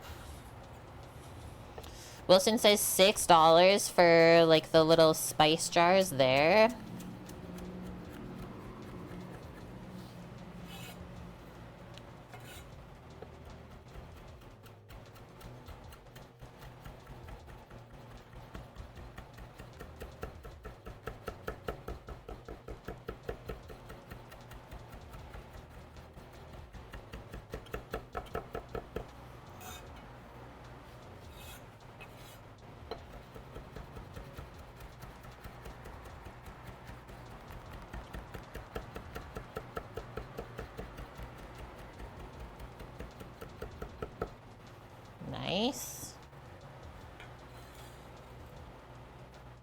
Maybe we'll do a little bit more than half. Do like that.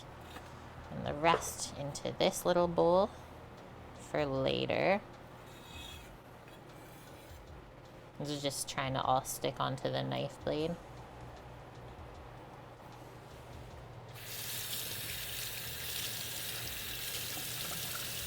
Three minutes on the timer, guys.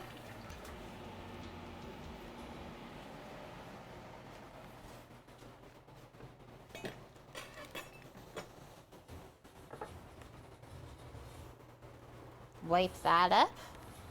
Now we'll open our little vinegar packet. Get our salt and pepper, and then it also said a pinch of sugar, which I actually like to use honey typically in my slaws. Find it goes really good with the cabbage flavor, but for this I think I'll just do the pinch of sugar.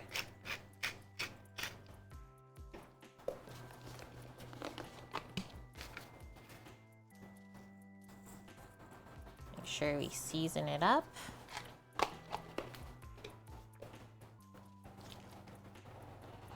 Does this have a little slit in it? Yes. The packs have a little slit in the top, so they're easy to open. I have 3 more packs of these vinegars, so we'll see if we need more. I'm just gonna go grab the sugar.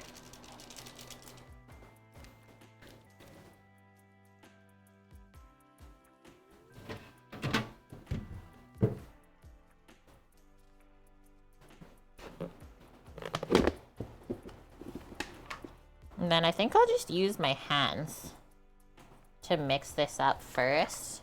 I really like to massage the vinegar in with the veggies to get it marinating. And I believe they said a touch of oil too, to make sort of like a vinaigrette.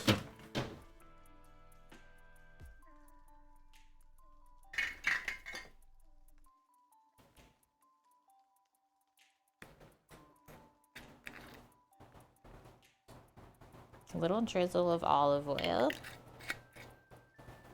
Let's see what happens.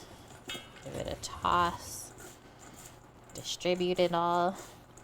And then I'll try to like massage it in my hands. But you don't want it to taste too vinegary.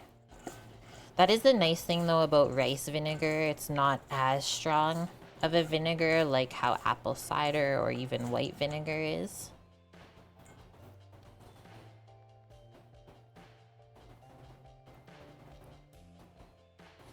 Rinse my hands, and then we'll give this a taste.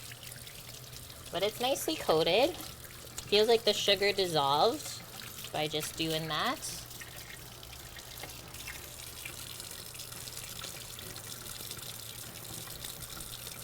Michael. Okay, timer's going off for the cake. Could this be the moment it's baked? I'll take the temp again.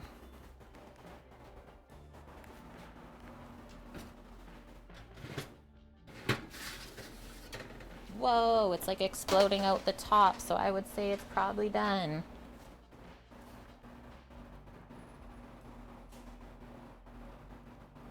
It says 182, but my thermometer came out clean. And so if we're gonna bake it another 10 minutes, I think we're good, guys. Got the topping on. It looks amazing. Like you can just see the cocoa layer peeking from underneath.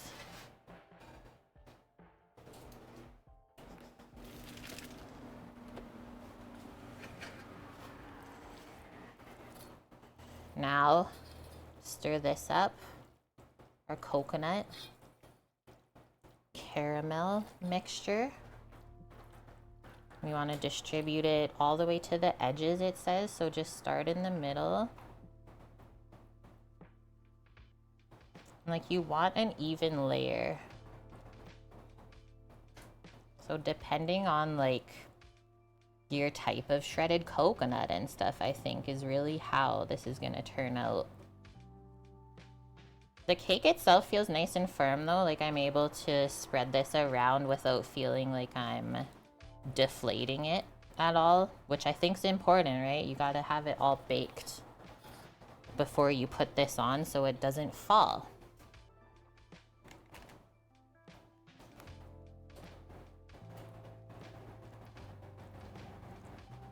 Is Mish still here? Or did she fall asleep? Because this is the Danish part of the cake. Is this coconut topping. Is it looking proper? I think we definitely made a good call making more of the topping, because there's no way it would have been covered otherwise. It looks great. Yes. Okay, last little scoopa. We'll do it right in the middle. Oh my gosh. Oh my goodness. It looks really dark in the camera. Back in. And also, I guess we can say happy to report nothing baked out of the edge using the springform pan. Amazing. All right. I think I'll do 7 minutes and then we can check to see if it's bubbling at that time instead of a full 10. And we'll be good. So let's come back. We'll test our cabbage that we just concocted. See how we feel.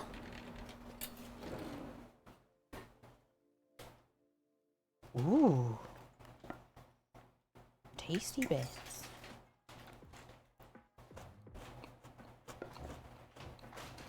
Mmm. That's really good. I don't think I'm gonna add or take away anything at all. A little bit of cilantro, not too vinegary at all, but it tastes nicely seasoned with everything. And then the oil really helps to like coat it like a dressing, where it's not gonna be like watery in the tortilla and make everything soggy. Will we cut into the cake today? I think we should. We went through all of this effort and it's like we all know that we shouldn't, but if it's just for us, I think we'll be able to cut into it, Mish, no problem. Is there room in here for the slaw? Yes. So I'm gonna just put the slaw in the fridge for now to hang out while we're waiting. Next step, seasoning up the fish. So I'm just gonna pop that on a plate. We have a Mexican seasoning blend, and then we also have to use some salt and pepper.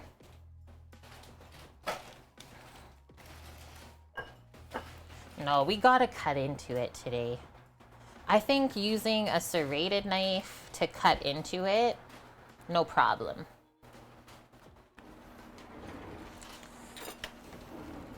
And good of us to use the spring form, right? Because it'll come out of there so easy. Just pop the side off and you're able to cut the cake. I'm gonna open this in this sink because it's pretty juicy. No, thank you to the fish juices. And so we'll cook this with the skin on. Oh, it is cut actually. There was 2 portions in here. I'm gonna rinse it because there's a bit of scale I can see. But yeah, we'll cook these with the skin on and then just flake it off of the flesh and the skin. I find that cooking fish with the skin on is still the best way.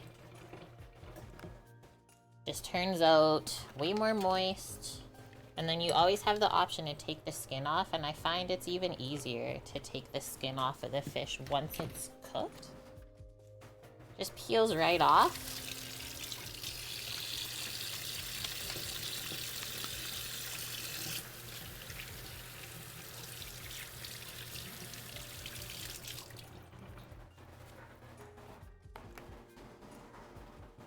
Okay, I'm gonna sprinkle the Mexican seasoning first. This is what that looks like. so I can kind of soak in.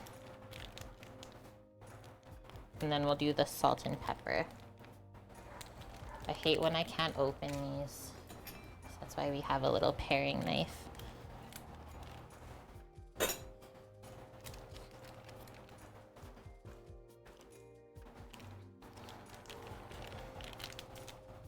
Mish, is this cake that I'm making today the like full Danish version of it? Is that something that's always available in the bakeries there in Denmark, or is it more of like a special occasion, certain time of year thing?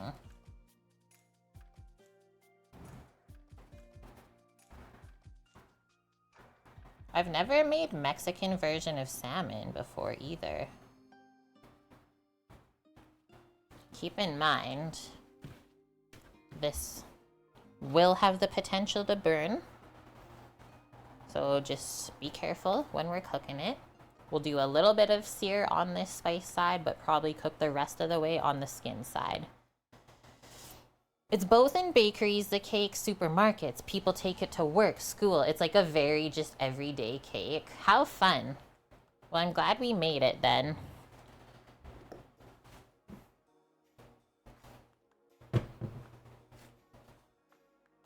Okay guys, I'm gonna take a quick bathroom break while we're waiting for that to finish. We got a couple minutes and I'll be right back.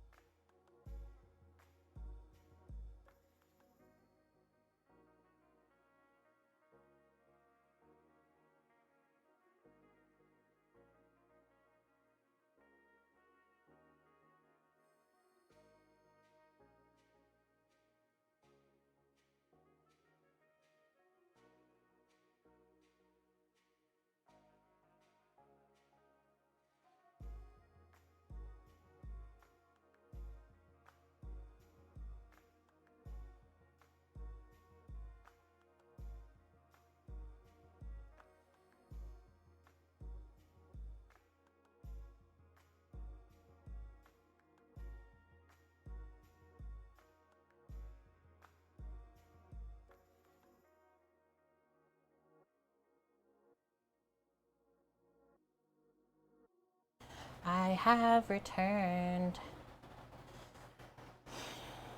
Oh look, 5 seconds left.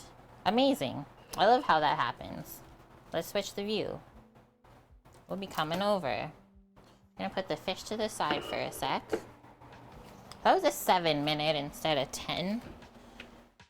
As long as this stuff is bubbling up. It's starting to bubble. I think we can go a bit longer.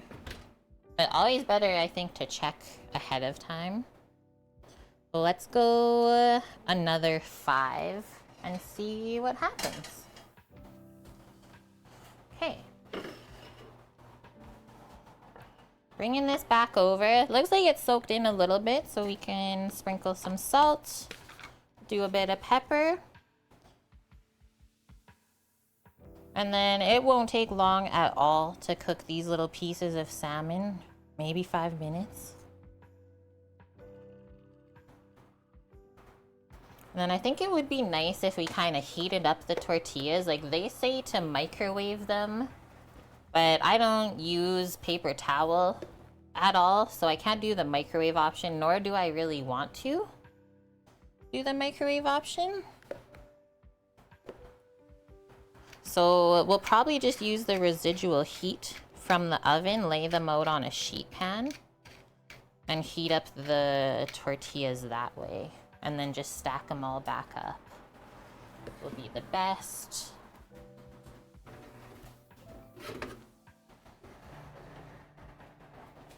So we can prep that, I guess, while we're waiting.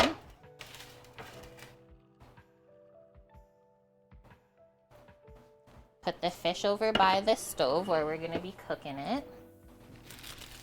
And then we have these 2 packets of chipotle sauce that are gonna go onto the tortillas.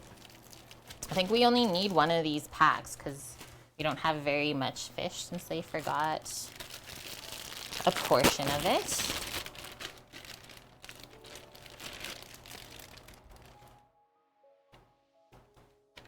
Well, there's lots of tortillas in a package. There's 6. I thought there was 5. And then let's not forget, we still have our feta cheese to take out of the fridge. And our guac that's already pre-made. So you just have to squeeze it out of the bag. You can fluff this though. I think I'll pour this out just in a container so it's easier to sprinkle. And then there's our guacs.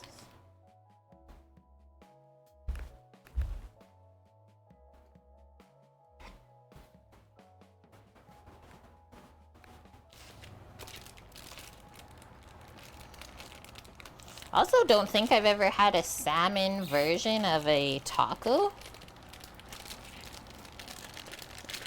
So that's new for me. A lot of times fish tacos are made like crispy style and then deep fried. Just put feta cheese everywhere.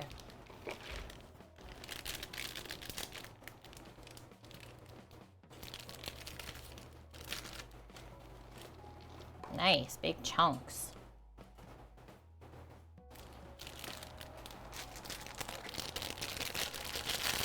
It's got some funk to it.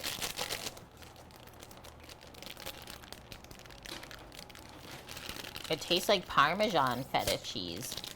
It's so funky. Whoa. It doesn't say if there's any sheep milk or goat milk in it.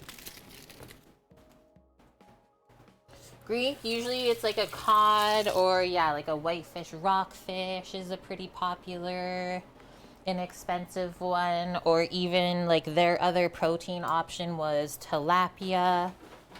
That's a pretty popular one. Haddock. Okay. I think it's just cow's feta too, bonk. It's interesting though how like every feta cheese tastes different. I wonder if you went to Greece, that probably wasn't the case. Most of the fetas there would taste very similar. Wilson, most fish and chips are haddock. It is so nice and flaky, right? The haddock, ooh. But still, for some reason, I'll mostly always choose cod. Okay, there's 30 seconds on our cake timer. All right, it looks like it's all baked in. Yeah, it looks like the photo now. So good.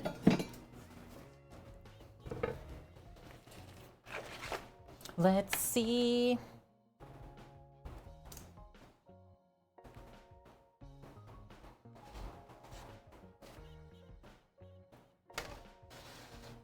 That's how it looks. It actually looks exactly like the photo. Oh my gosh. Am I excited or what? So now we're gonna let that cool. I'll just turn the oven off. And like I said, we'll use the residual heat from the oven to just warm our tortillas through. And all we have to do is cook the fish. And build up our tacos. This is amazing.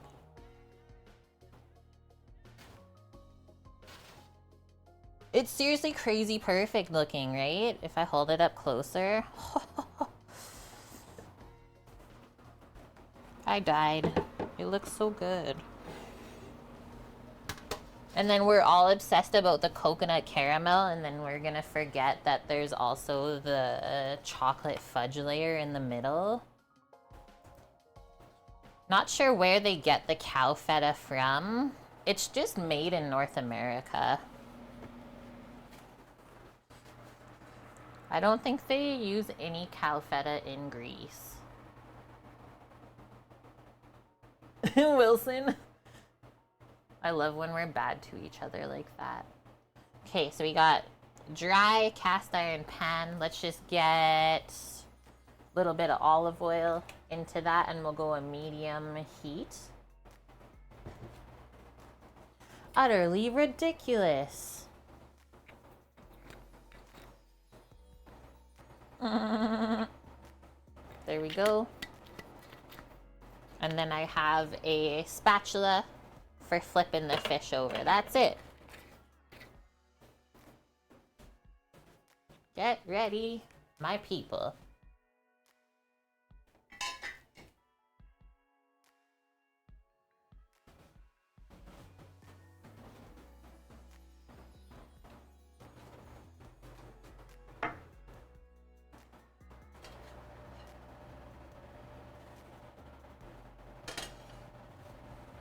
You could probably even use the just heat from this burner where the oven exhausts to heat up these tortillas. That's easy.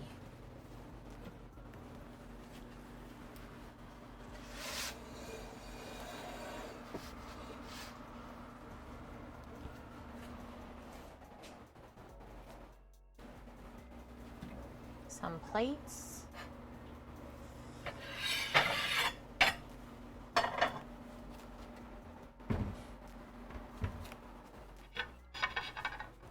Cow feta seems to be just briny, funky. Sheep goat feta has the tanginess that you would expect.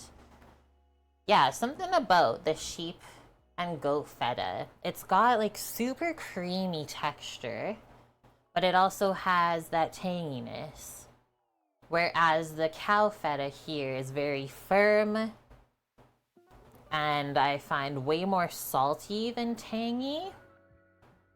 I think is the best way to describe it. Maybe even drier, right? It's firm and more dry and crumbly. Whereas the sheep and goat feta is a lot more creamy.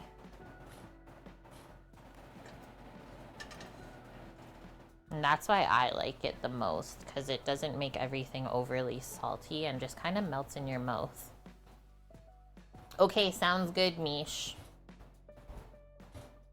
For sure, like the best feta I've ever had has come from like an import European market, the Italian center, where like you can't even crumble it. It's so soft. You could almost just spread it onto bread.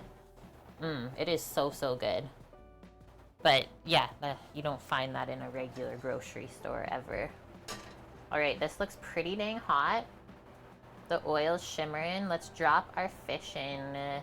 We'll do seasoned side down to start. And wherever we put the fish, we're not gonna move it. So be sure of where you place it. Now you just give it a nice little press for the sear.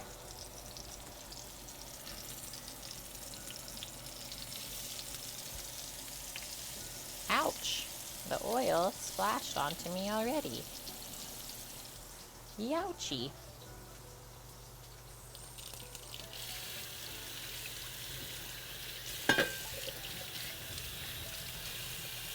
I'm always happy when Costco has the cow and sheep feta there from the brand Scotidocus.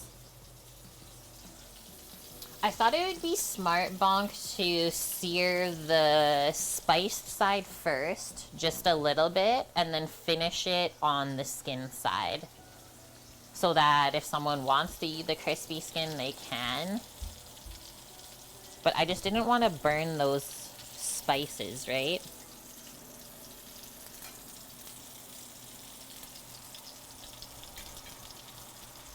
And the nice thing about salmon, guys, like it really shouldn't stick too much to the pan because it is a fattier fish. But yeah, I'm trying to think the price of that. Is it 1 kilogram of feta cheese from Costco. Anywhere, I think, from $13 to $15. That's the best price I've seen. Because you try to buy feta from the grocery store and you'll go broke. Okay, let's try and flip.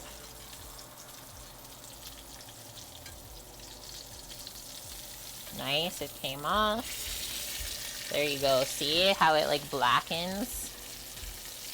There's always, I find, like a bit of sugar in their spice mixes.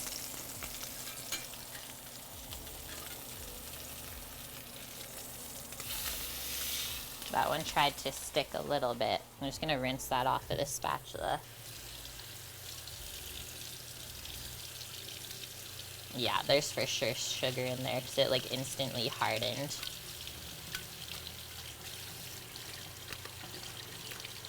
And a lot of the store-bought spice mixes like that will often have sugar in there just because it helps with browning and balances out the flavor.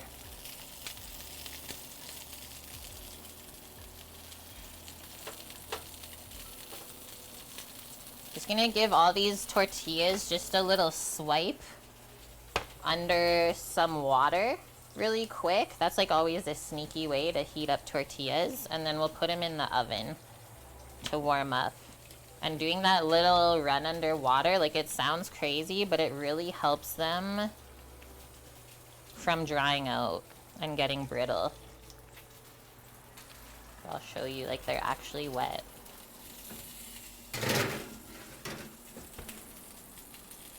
Those in a moment or two, and then we'll create our building station, I guess.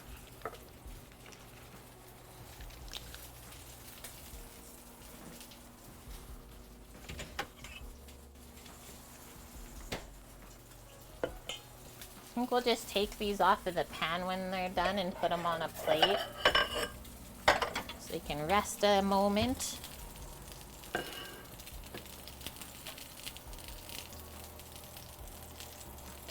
Almost there. This one's a lot thicker, so it'll take a bit longer. Yeah, see, it's only like 100. Turn this down a bit then.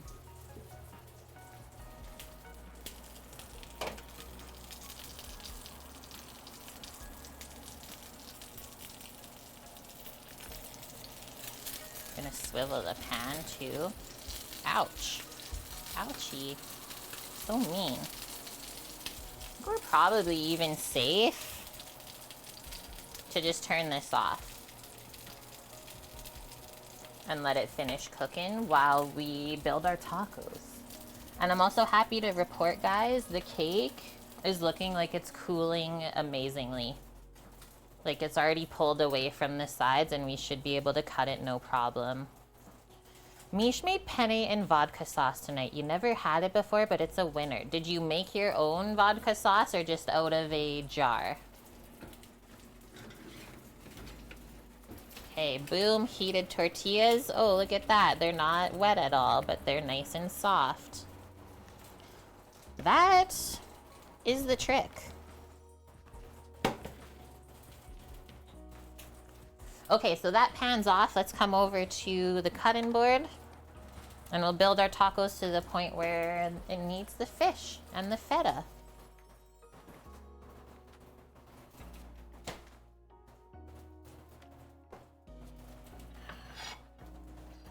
The Salmon plate, my plate.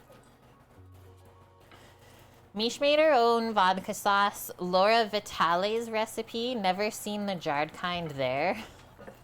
We basically can get everything, I guess, in a jar here. A lot of pasta sauces, though. Like, really any pasta sauce you can think of. So this is how we're supposed to stack tortillas in a plate to fill. But usually it doesn't flop over the other one, if you get it right. Once you fill them a bit too, it helps. Let's get some slaw in there.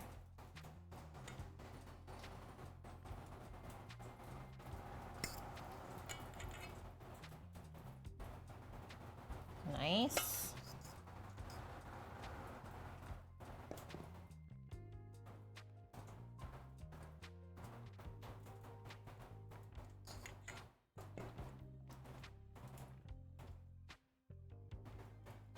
There.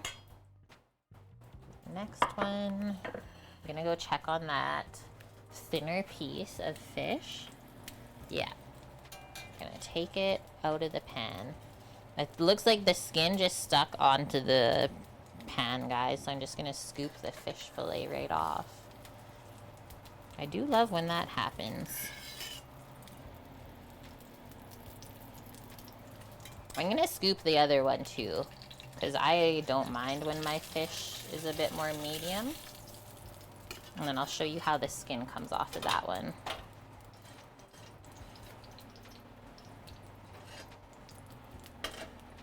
And now everything is done. Yum. Glistening. The juices. Hello, EHPZ. How are you doing today? Okay, there's our 3 tortillas.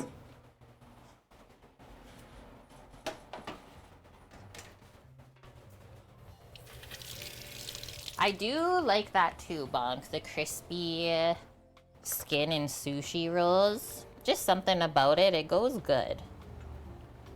It's definitely a textural thing.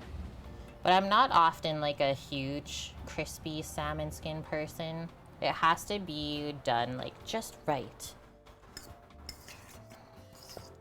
It can't taste burnt. Obviously it can't be soggy at all.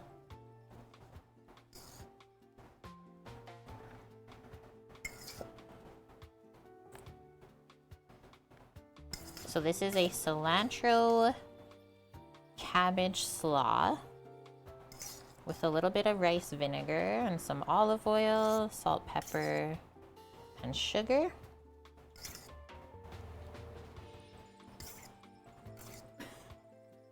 I think that looks good. Next, let's put our chipotle sauce.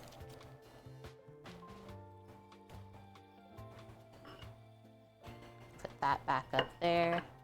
Put our salmon down here. Do a switcheroo like that. It says a chip ranch, so it's like a chipotle style of ranch. Like I said, really good. We had this in one of the ground beef Southwest bowls earlier this week. So yummy.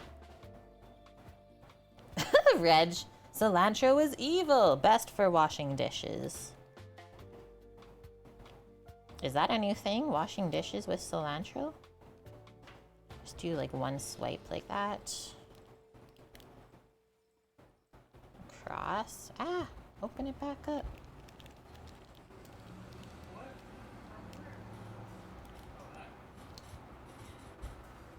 Nice. Now we're getting some different colors in the mix. Kind of matches the color of the salmon. Oh, that one's almost done anyways. Cilantro tastes like dish soap? No! I'm so sad that you guys got the cilantro gene. It's okay though, my dad has it too. So I don't take it to heart. But I will say, there's a couple things that he will eat with cilantro. Just because he knows it's supposed to be there and it tastes better with it. Okay, I am gonna do the guac, I think just beside before we put the salmon.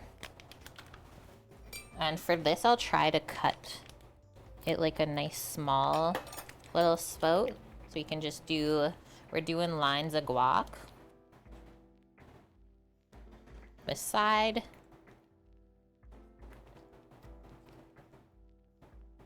And that way it'll peek out of the tortilla.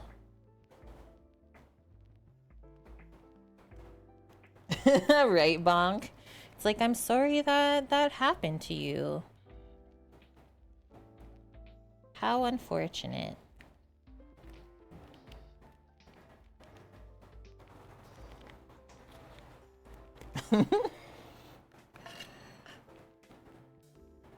Well, I guess I should use this up on my tacos. This is my bag of guac.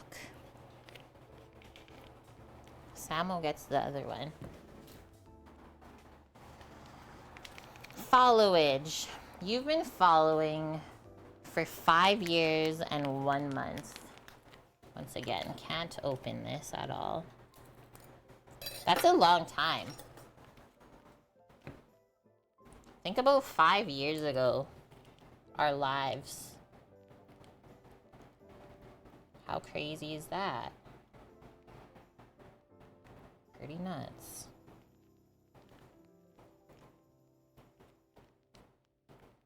We're not going back though.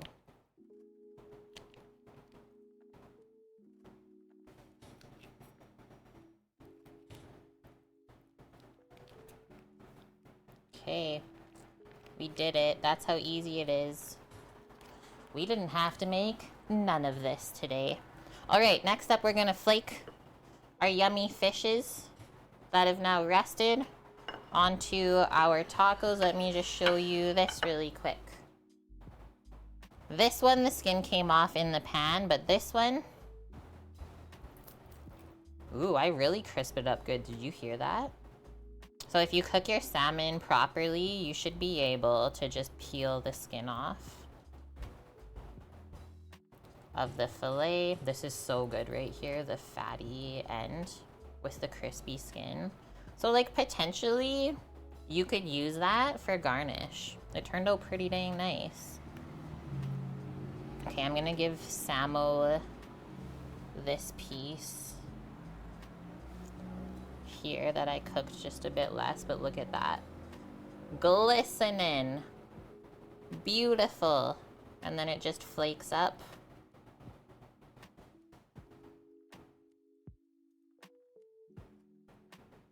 That looks insanely good, guys. Ooh, I like that bonk. Goes in the toaster oven. Crisp it up even more.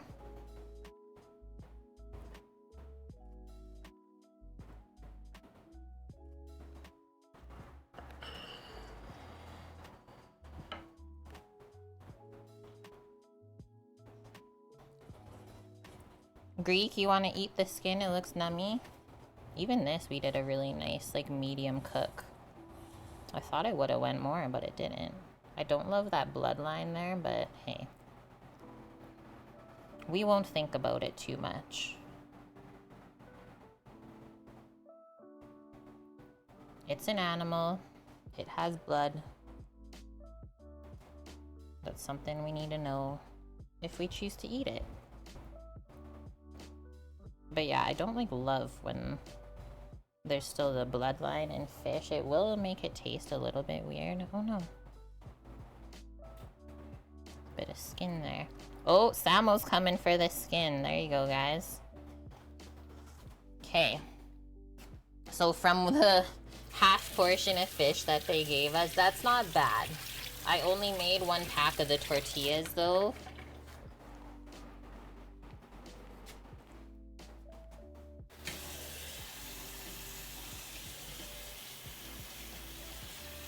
Gonna do, oh, our sprinkle of feta. Look at how much feta they gave us. It's like equal parts feta to the fish.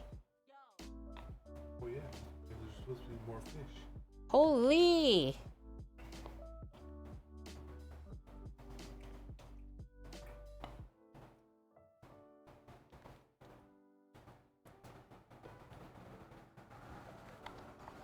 What a great decision, Mish says.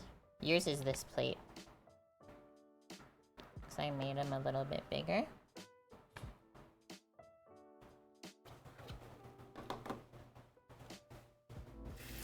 Did you look at the cake yet? Yeah.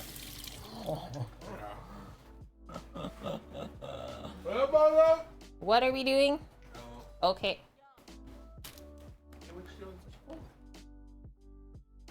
I don't know. Did you want more? Take it out then. You haven't tried it yet. Okay, and lastly, I don't even know if this was on the directions, but we just did a little cilantro garnish because I think it always looks good, and then that's proper tacos. You don't ever have tacos without cilantro and or chopped onions.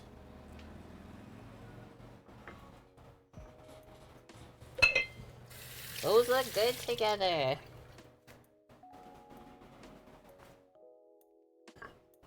It's Saymot. Seamot? Chef, your eyebrows look very nice. Thank you very much.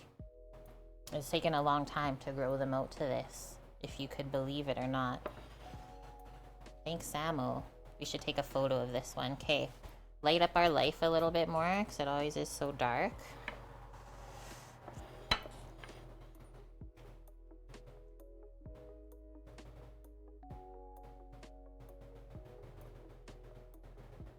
Nom.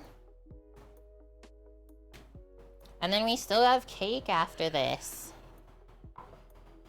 Baja style salmon tacos. Cilantro cabbage slaw. Mexican seasoned salmon. Guacamole. Chipotle ranch. Feta cheese. Cilantro.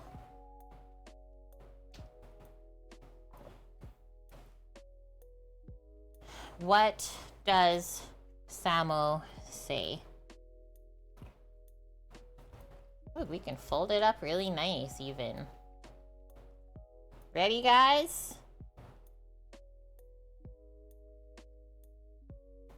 Do this back here for you.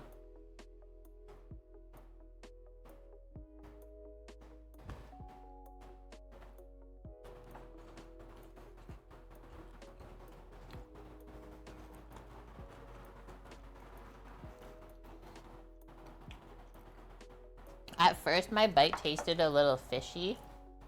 Are you getting that too a bit from the salmon? Nope. But maybe that's just because I had the tail piece. So it's always a bit more fishy, the tail piece. And like I was talking about those bloodlines I was showing you, it makes it taste fishy. Like how when lamb is fatty, you get more lamb flavor, but all the other flavors are good. The texture of the slaw is nice.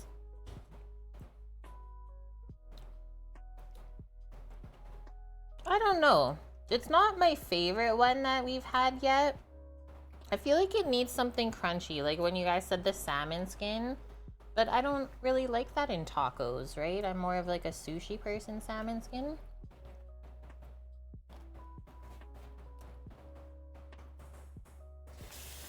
What do you say? Okay. Are we just crispy fish taco people? Maybe.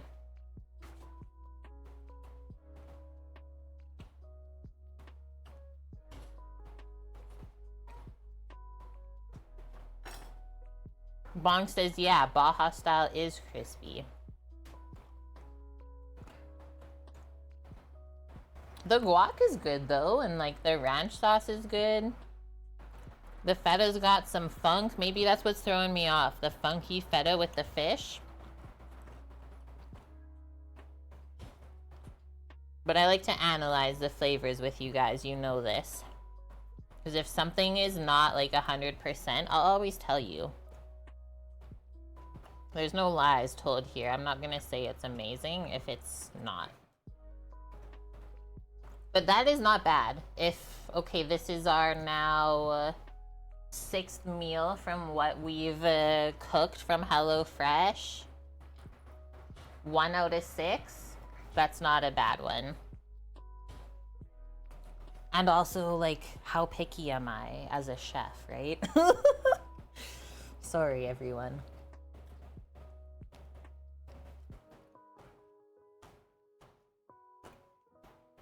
I'm still gonna eat it all though. Like, don't get me wrong. Mir says deep fry the fatter. Or deep fry the... I said fatter. Deep fry the feta. Deep fry the fatter. AKA the batter. Okay, quick little handaroo wash. Because I don't want to get too fished up and then not want cake.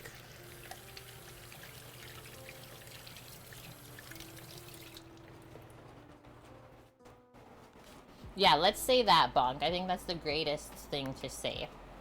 I would prepare and eat this, but as a taco, not my first choice. That's for sure the best way to describe it. Still everything nice and fresh though tasting. I think if you deep fried it like red fish, blue fish, you would have probably. Yeah. Samo says if it was deep fried, I'd be fine. Yes, we can have the cake now. Ooh, I'm spitting stuff. No. Okay, I'm gonna get a cutting board. It's still really warm around the edges.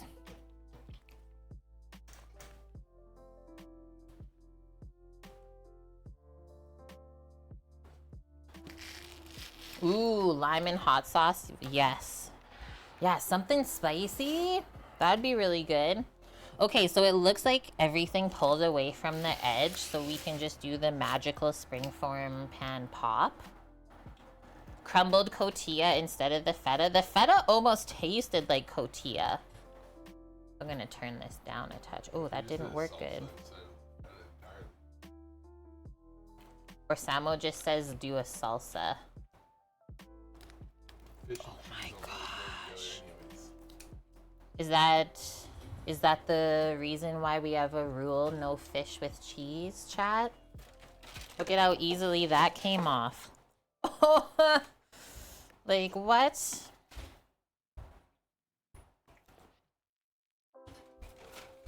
What? It's not burnt, that's the layer of chocolate.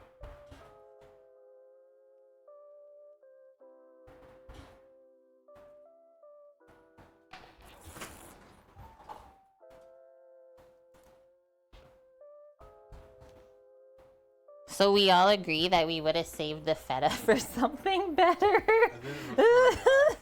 I think it's throwing me off. It would have been better with just like a masa cheese, I guess. Or just none at all, right? I don't know. Okay, excuse me, belch of approval for the chef for lunch. Oh, thank you. Okay. This is it, Mish? But today is Sunday, I thought. But we still have you till Saturday? Okay. Alright, I'm gonna go straight down the middle because I think that's what we want. Should be able to pull the bottle off, yeah. Do we wanna... Yeah, so you don't set it to the tin. Okay. It's scary though because it's still soft. Sam was trying to make me pull the metal off. Okay. Well then. Yeah. Clean! Oh yeah, Mish is gonna make it on Saturday, but then she's gonna die after she makes and eats it. That's right. I forgot that you were also gonna make it. Okay, so I'm gonna go more, instead of pressing down action, because this is still warm, we're sawing. Saw it up all the way. We're not even putting like any weight barely down. It's just back and forth motion. This is what I do for you guys. Oh, it looks freaking rich in the middle. I'm kind of scared. Remember, there's only whipped cream in this. There's no butter. It rolls. We have to put the wiggle for sure. Like, that's how it is. It's like fudgy on the inside. I don't know if this is gonna scoop like a cake. But see, we're gonna wipe this. Otherwise, it's gonna make it messy. Hot knife. We're hot knifing. Wait, what?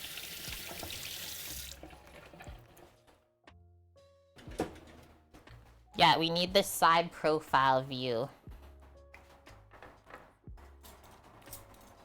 I think I have to go all the way through.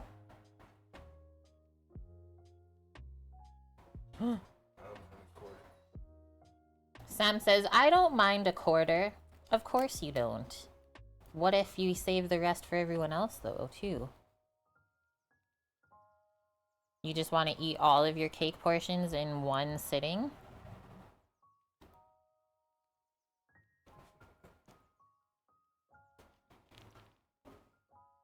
Whoa, chocolates. Hot knifing is a theme on OnlyFans. How does a 13-year-old know this?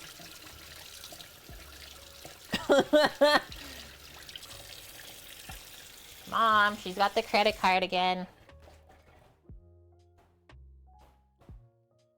Okay, last one. Oh, we gotta go all the way through that too? I think we have to. It's just how it cuts. It smells phenomenal, hey?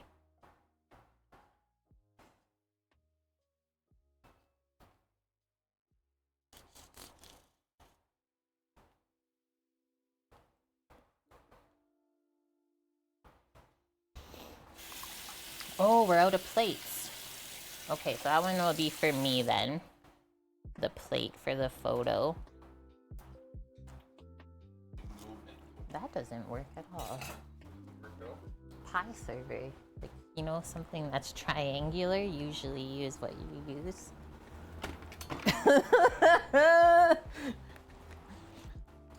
He's giving me a fistula for the cake, guys. I said that doesn't work. Might have worked. Precisely what yours to eat. We don't know yet. Because we don't know what it is. Get out of here. Get out of town, everyone. Or come on over.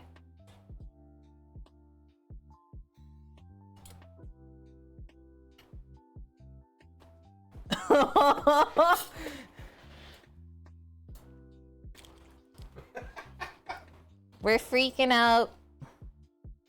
Can you put cream on top of this cake? Mish, Sam asks, can you put cream on top of the cake even? Like, would you normally do whipped cream on top? Well, the of it? topping is Danish. The other part of the cake is not.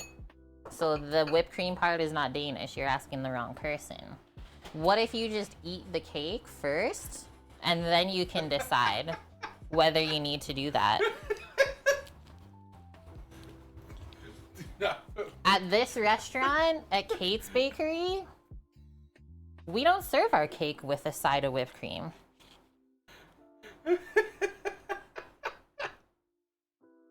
But that is how the squiggle turned out. Unreal.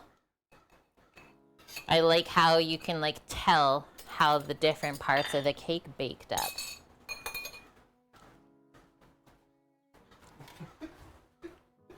Yeah, extra $100. I mean, we'll do it, but extra $100. You don't want that? What? What? Oh. You shook your head, so I figured you didn't I want was it. laughing at it. Oh, cake, thank you. Yeah, I'll eat cake. Michael says he'll eat a quarter with Sam. Just saying, and that's what the top looks like. So like as we've been cutting it, it started to kind of harden up. The crow's going nuts outside for the cake.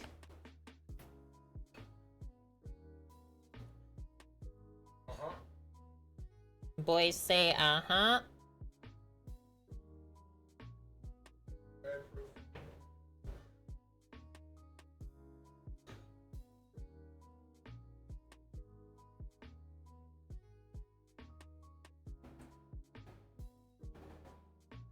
Throw on crust on this? Sam says put a pecan crust underneath. I'm gonna switch this. Guys, That's fucking deadly. This was really good. the way it cuts is so nice.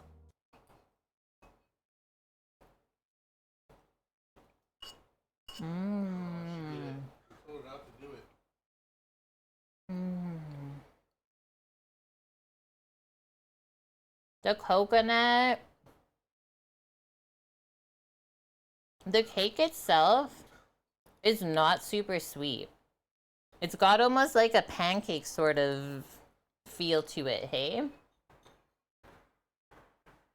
It's nice and dense and super rich. The chocolate is not overpowering at all. One note I did see someone say if you wanted more chocolate, just sprinkle a couple chocolate chips on that middle layer too with your cocoa and sugar. And they said it was insane. If you added like non-whipped cream to it, it would be good because like I said, the cake itself is kind of dense and it like sticks into your jowls. Save it for later, right? Later snacks, but holy shit, the coconut layer, out of this world. That's another keeper, 100%. And so I did the 1.5 recipe for my 10, I think it's a 10-inch spring form. Let me see. I got the measuring tape right here.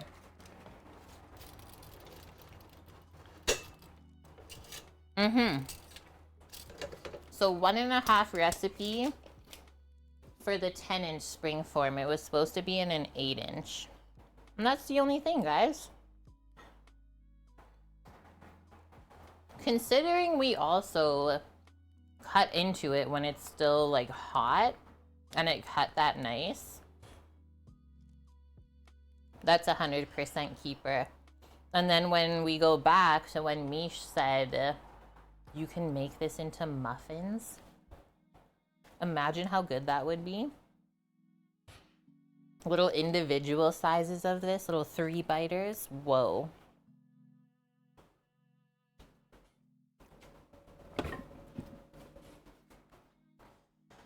That's all I got, guys. That was really good. Really, really good. Whoa-y is all I can say. I'm like moistened. It's hot in here today. Okay, so tacos, I think without the feta, we would have liked it all better. And maybe with some fresh tomato in there to complement everything. But we always know that recipes are a guideline. So you're always more welcome to like add or take away things if you want to. Mish, yeah, no comment about the feta. I can't believe that that is what we thought. You're welcome, White Dove. Thanks for being here, guys. I can't believe that's the end of the weekend already. I hope we all enjoy our long weekend. That was delicious. Samo says delicious. Good night, everyone. What if we redeem ourselves on the feta and go see Kitchen Witch make a roasted beet and feta tart? And a katsu curry. That sounds fun.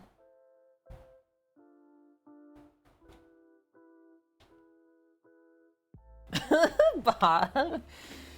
Okay, friends. We'll be back again next Friday. 11 a.m. Pacific. Probably cooking it up again, I would say. Hopefully everyone's healthy. We don't have to take the day off. I hope we inspired you this weekend. And as well, if we have any Canadians watching, definitely check out HelloFresh. If you can, use my code. Save yourself money on food. It helps. I know this. Okay, Kitchen Witch.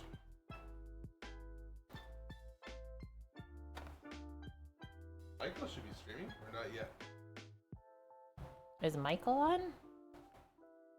Yay! I don't think so. Does he not go by his name? Well, usually it brings up the other people. Maybe not. Okay, it's okay. Mish says 72 bits for the feta. Thank you very much. And thanks, Rockout Guy. Tacos look nom. They were nom. We're just pretty particular about our tacos, I think. But I'm still gonna eat them all. That's totally fine. We like to give honest reviews around here. And then the cake, I mean, stole the show. How could you not when it looks like that? Like when the recipe looks the same as how the photo is, I can't complain. All right, stay tuned in Discord. My wonderful people will post the schedule for the next week coming up, usually on Thursday. Sometimes it's on Friday morning.